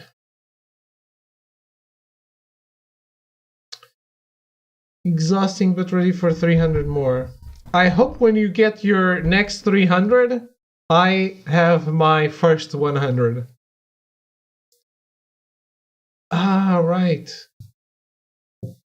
Yeah, I think I might actually go back to Silent Hill 2. And then go for that 50th platinum. Because I need to get that out of the way. And I think it's really going to be Final Fantasy IX. Because 10 is very... I thought Silent Hill 2 was impossible. It is. Impossible to platinum. But there's another trophy that I can get. Not impossible, but it's hard.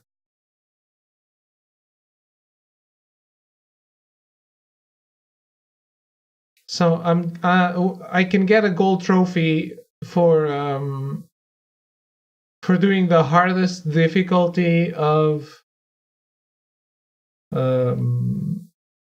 riddles, which requires a playthrough on normal hard and then the extra difficulty of riddles.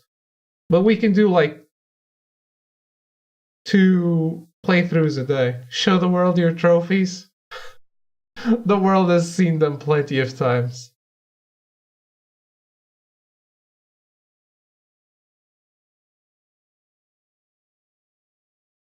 They're just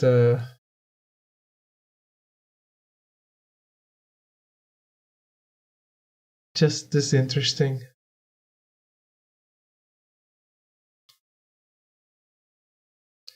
Yeah. So Silent Hill 2,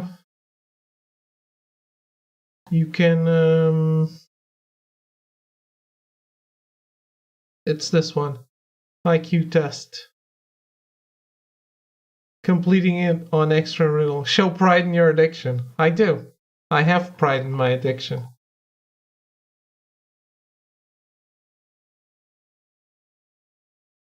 My country rank is going down. No. Because I've been playing other shit.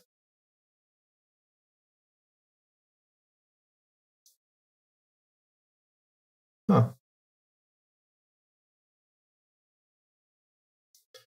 Like Golden Sun. That's what you get for playing PC games. I know, I know. Well done.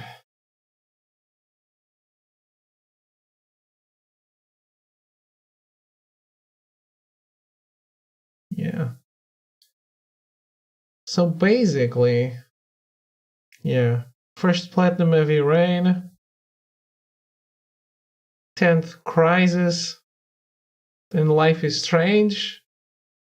I would change Crysis. I would exchange Crysis for like Mass Effect if I could. What's cool is that I managed to get the Metal Gear Solid 3 Platinum as my 3500 trophy, which is cool.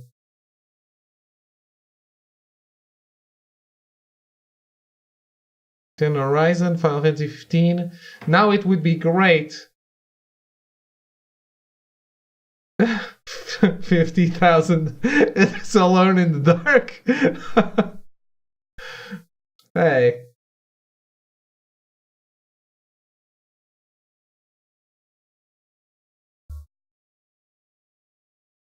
It's a great game. Mr. Hand waves you hello. And that's all.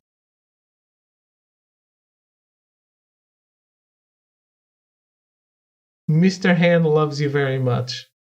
69 completed games. Look, I can go steal some more arms. Yes. I should not complete any other game ever.